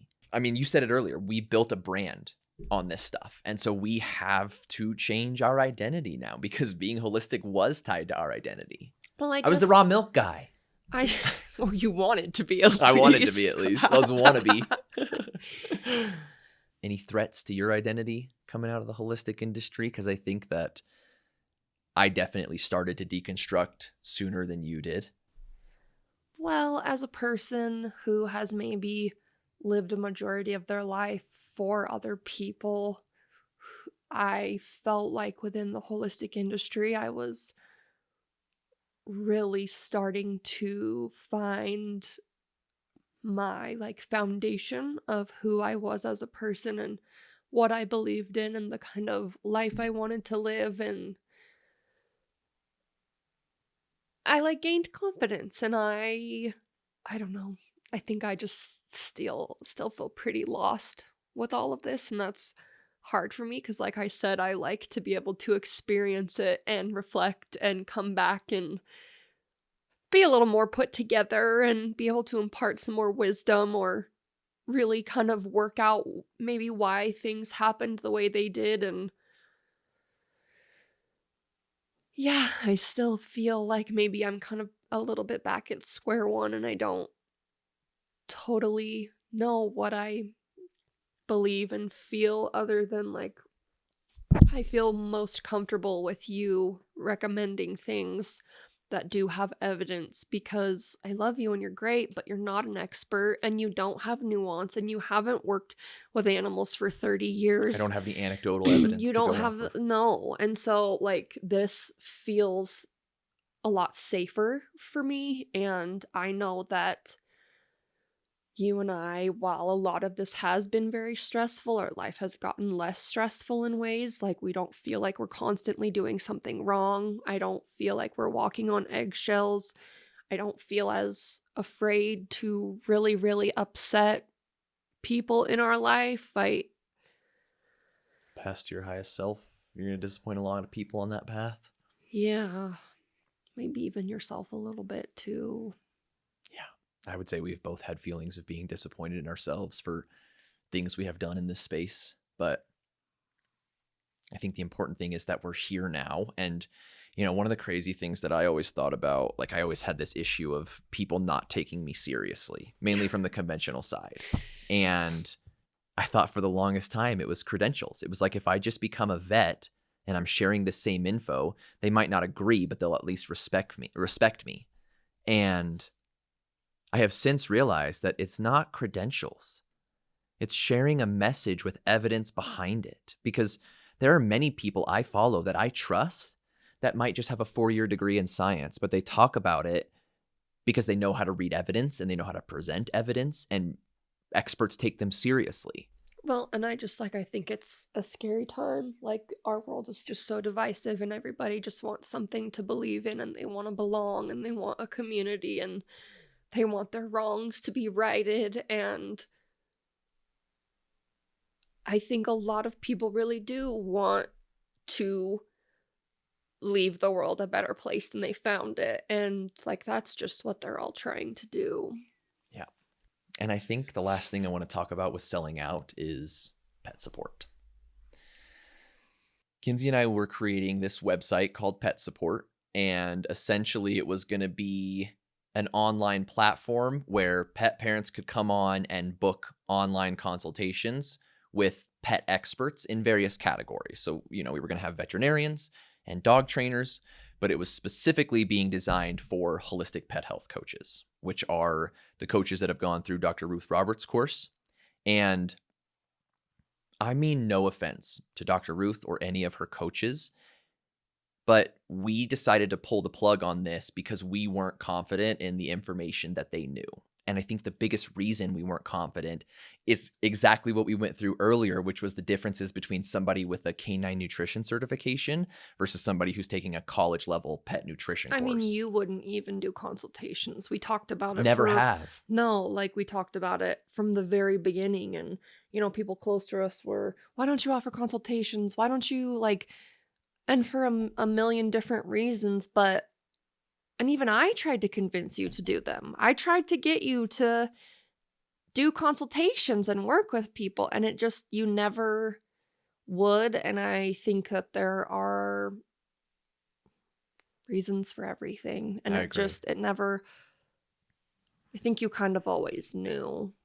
Maybe you weren't an authority in that space. And we started. I hate talking to you like this because I think you're the greatest thing in the world. And but I don't think I hear you. You just, yeah. We've both admitted this, and I think, that's what we started to notice in other people was like people talking about things as though they were experts with 2-year honorary degrees or certifications or something that's not a full-blown, even undergraduate science degree. And to the people that say we sold out, we were going to create this whole website and make a bunch of money from it. And we invested $40,000 into this website and completely pulled the plug because we weren't confident that the information being shared was going to be solid evidence-based information. Well, and we were just unsure of the liability too. Like, you just don't know. Like, this career we're in and this world is just, there's definitely some rules you have to follow, but a lot is just still so up in the air. And yeah. And so, we're going to talk about kind of what we believe in a minute, but our beliefs have changed a lot, but that doesn't mean we don't still believe the core things, like believing in fresh food and believing in getting your dog outside in nature and under the sun. Exactly. Yeah, so many different things. And, not overusing antibiotics. Like, this is not saying that the conventional side does everything correctly. But how do we know what they're doing wrong if we've never been to vet school? I'm a pet parent that goes into an office and they prescribe my dog something and I have the ability to determine that that's not right. I don't think I have enough knowledge for that. No, there's a level of knowing your own dog for sure, which we've experienced with Cooper and his, what was it? Stroke, whatever. West Nile, whatever it was. Like, at the end of the day, we got recommendations from veterinarians that we respect. Mm-hmm. And we went to 3 different veterinarians and got 3 different opinions. Yeah. Like, completely different opinions. Yeah. And so, like, we chose what we felt was best with him. Exactly. But the thing during that is, like, we trusted vets, and even if some of them were wrong, they're gonna be wrong. Like, we're humans, dude.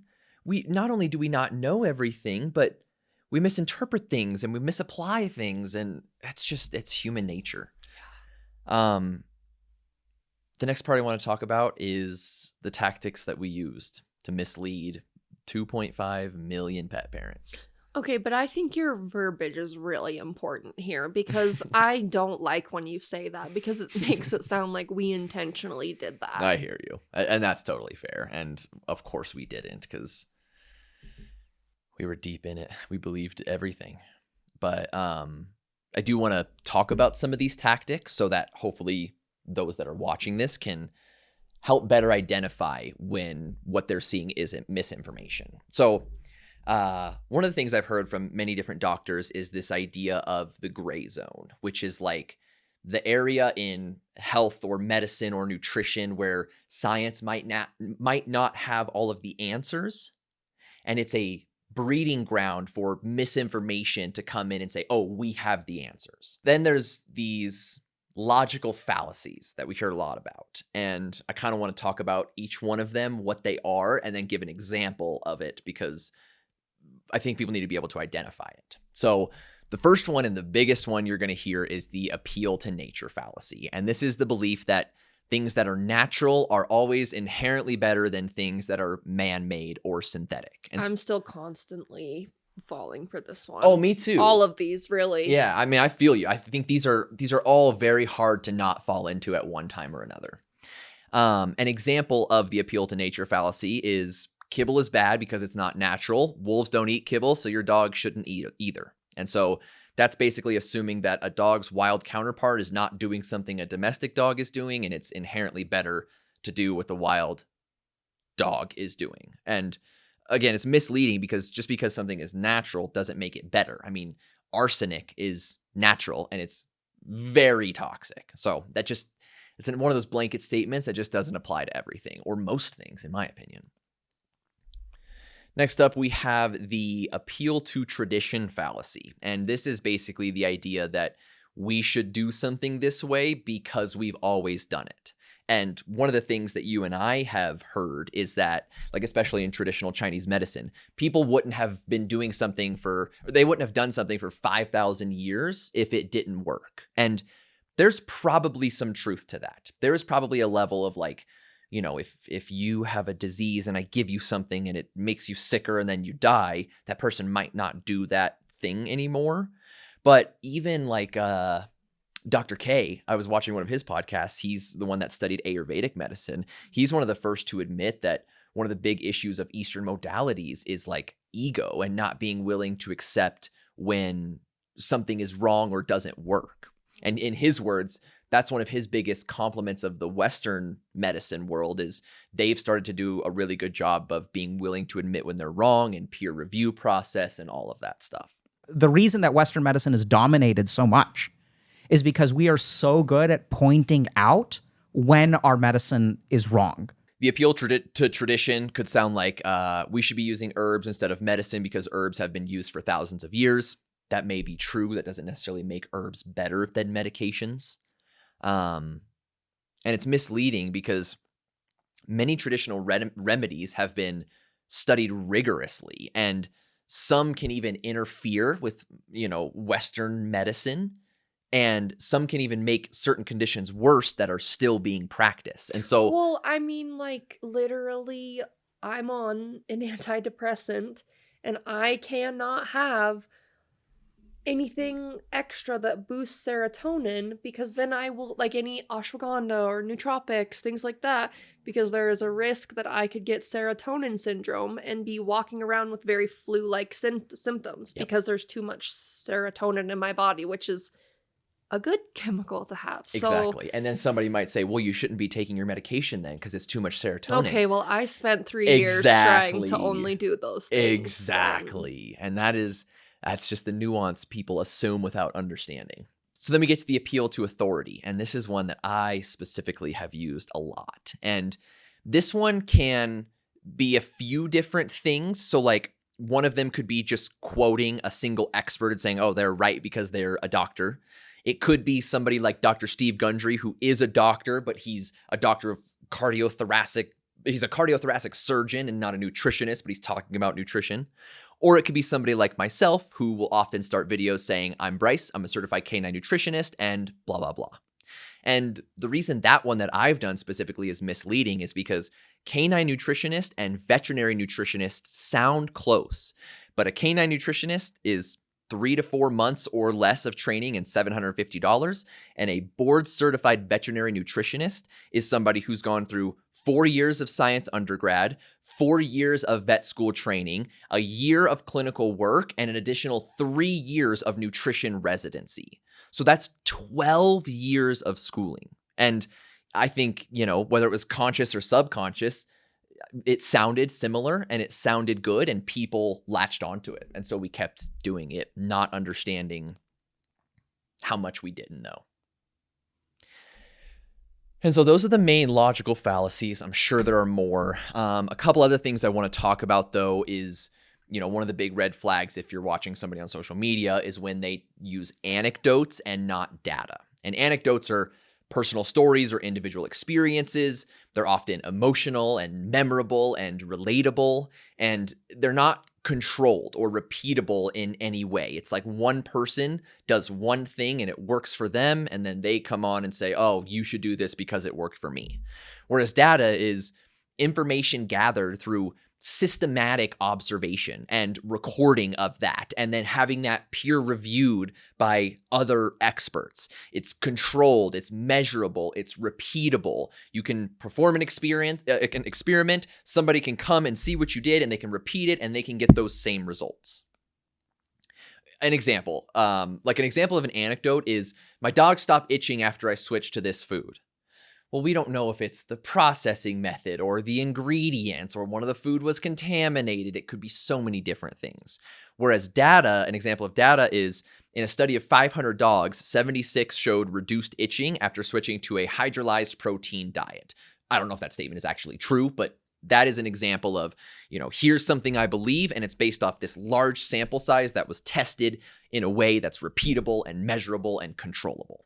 And then we get to another one, another tactic we used, which was repeating messages until they seem to be true. And this is something you kind of learned in your marketing class. It a little aligns where you have to see, a consumer has to see something on average 8 times before they make a purchase decision. Mm-hmm. The more you reinforce something, the more people start to believe it and the more it sounds like truth. And so if we get on and keep repeating that kibble is toxic and causes cancer, at a certain point, a certain number of people are going to start believing that. And so if you see somebody just hammering away at something without the data to back it up, they might be trying to use repetition to make a claim more believable. And I think it's important to note that not all of this is conscious, which most of it's not, is scary and sad. I think it's just important, again, we are not insinuating that there's meetings where everyone sits around and they're like, all right, let's fuck it up. Yep. That's not happening. Absolutely. The last kind of tactic I could think of that we really used in convincing people of these holistic methods is fear-based marketing. And I think fear-based marketing looks like, this ingredient is toxic, or this food or feeding method is toxic. Don't feed this kibble because it contains red 40, and red 40 is toxic. And it's misleading because the fear is often from a place of not being educated on that thing, I believe. Because let me give an example. RFK and his team recently, I think a month or so ago, announced that they were so proud that they got Red 40 banned, when I don't even actually think they got it banned. And it's okay, how does banning Red 40 make Skittles healthier or make people consume less ultra-processed food? They're assuming that Red 40 is dangerous and toxic and blah, blah, blah. Well, there's a certain amount of Red 40 that's, grass, generally recognized as safe, a certain dose, and foods have to be under that dose. Well, then they might say, well, it's building up in their system. It's not. I mean, the experts I'm learning from say it's not. And that's another, I feel like, example of somebody claiming that your dog's body is broken and can't perform the functions that it needs to, like getting rid of toxins, which Red 40 is not. Then I think about how is Red 40 the problem when 90% of Americans don't get their daily fiber intake? Well, I mean, just as we've been sitting here and going over all of this, I'm just sitting and thinking from the very beginning, I've made it very adamantly clear that accessibility is always going to be a huge part of our page. And it just feels like hearing all of these things, I'm just reflecting back and I'm like, all of this was so out of alignment for so long. Do you know what I'm like? I think I hear you. It was like we weren't I think we were kind of subconsciously denying the red flags we were seeing and the things we were seeing that weren't aligning with our audience. Yeah. I mean, I know I denied a lot of red flags with people and relationships and partnerships. It also just makes me think of I really love the shift that we started or you started of, well, is the farmer's dog good? For who? Exactly. For who? That's a Dr. Mike-ism. And I just like, I don't know, I think that was another big part of this. And like, red 40 is really bad. For who? Like, is this person getting any fiber at all? Or would it, like, what could you add instead of taking away? Totally. Like, Can I mention something? Absolutely. please.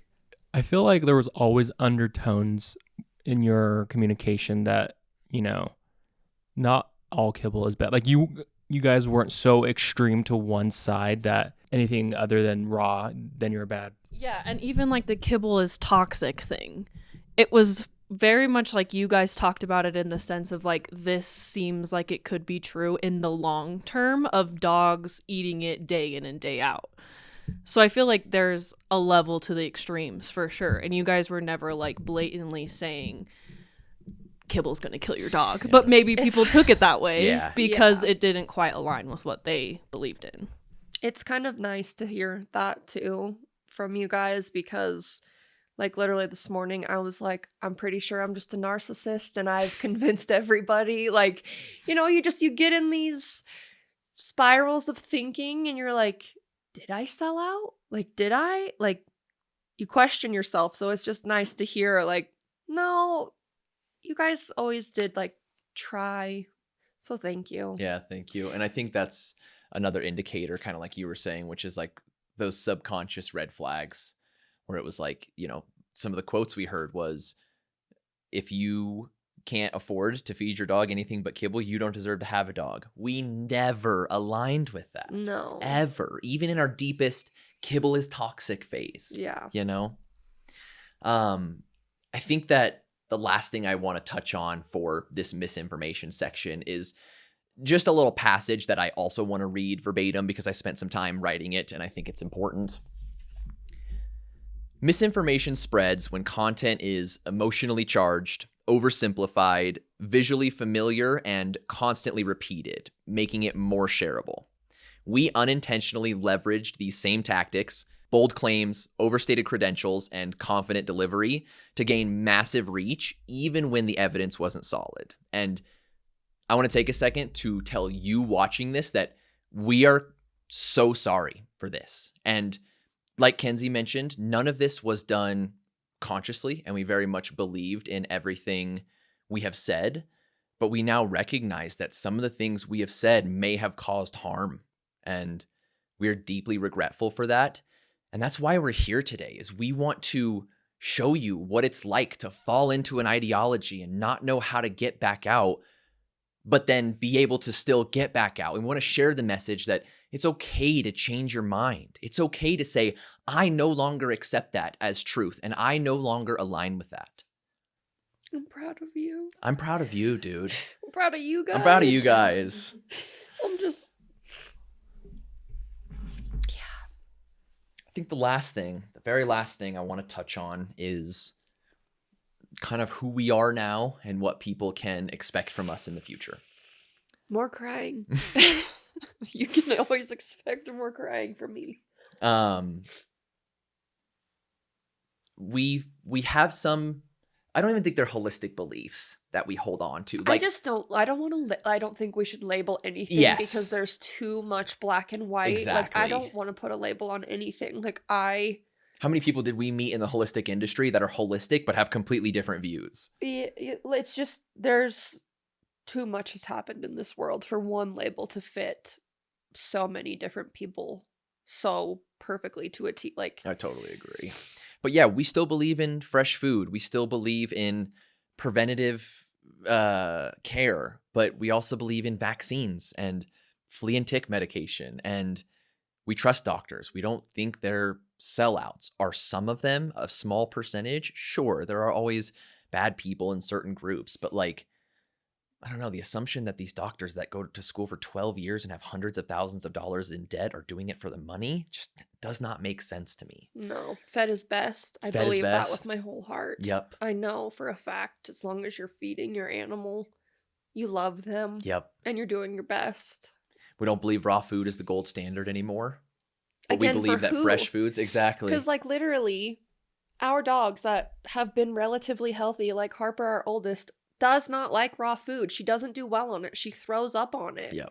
And it's okay. It's Like, okay. It's okay. Yep.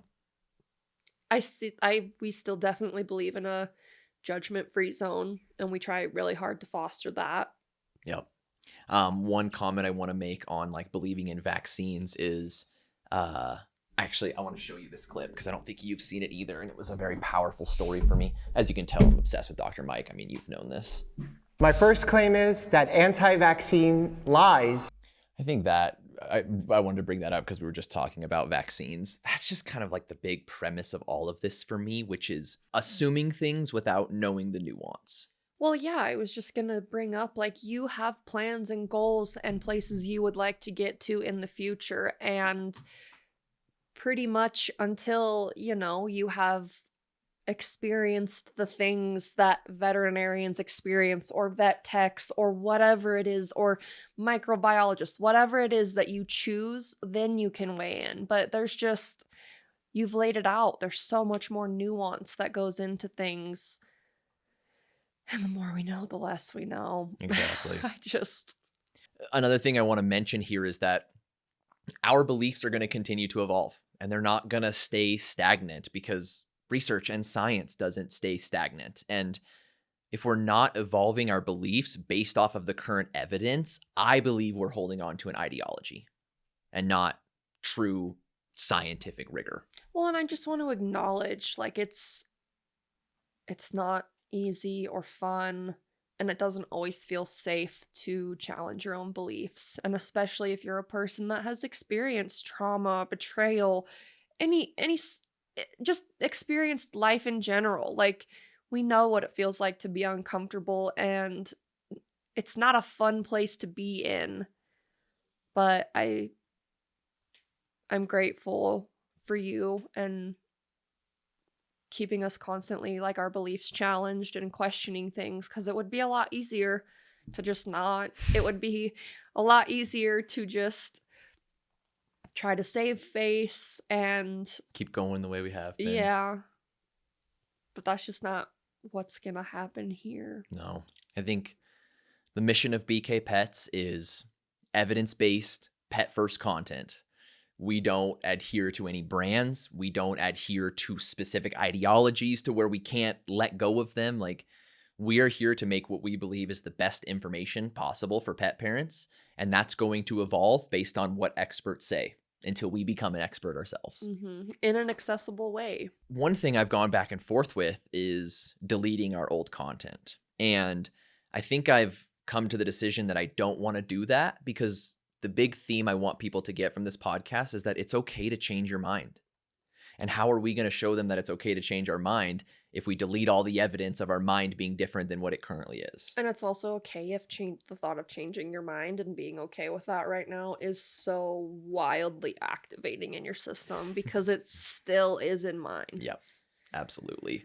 But, the entire reason we created this page is because we're terrified to lose our own animals. And so that's like one of the biggest motivating drivers. And so if we, again, one of our principles is if we are no longer doing something with our animals that we've talked about in the past, we're going to tell you.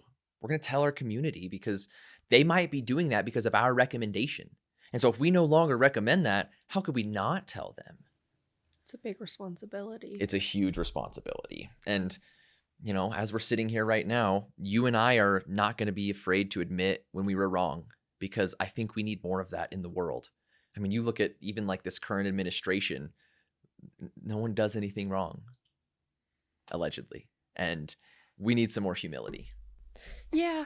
And like, we're just all human beings. I think that's another thing. Like, it's all of our first times living. Yeah. It's our first times. It's everyone's first time living. Yeah, it's everyone's first time living, and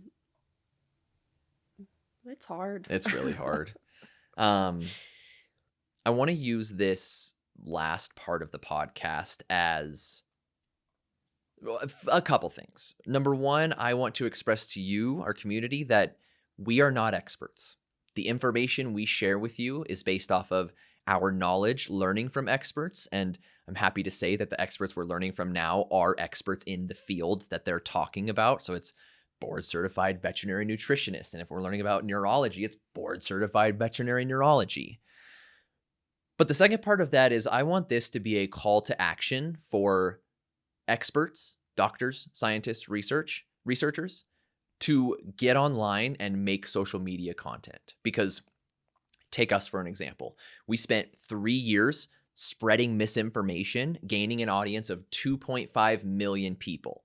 And now, because of a few doctors and scientists and researchers on social media, we have completely changed our minds. And now 2.5 million people are going to get better evidence-based information because of a couple of social media doctors. And the impact that can be made is just unimaginable. You know, people are starting to lean away from hucksters and grifters and stuff, but not completely. I mean, there's a ton of people online that have huge audiences that are still spreading misinformation. The other thing is education is changing platforms.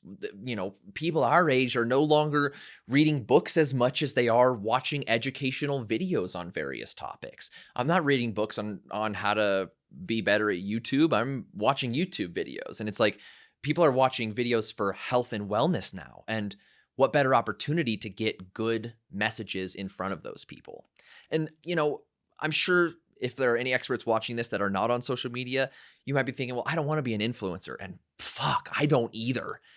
I do not want to be an influencer. And that's a big motivator right now, is to not be considered an influencer and be considered somebody who shares good information. But you don't have to take brand deals. You don't have to do dance trends if you don't want to. Like, You don't even have to have your comments on. no, just like literally get on and share what you know to be true that's based on evidence, and an audience will resonate with that. So I think the last thing I want to say is thank you. Truly, I want to say thank you to you, because you've been a fucking trooper on this journey, and I know it has been so incredibly hard, but I'm so proud of you for being able to sit here today and talk about these hard feelings and talk about completely changing your identity in the midst of the change happening. You're amazing, and I'm very proud of you. I feel the same way about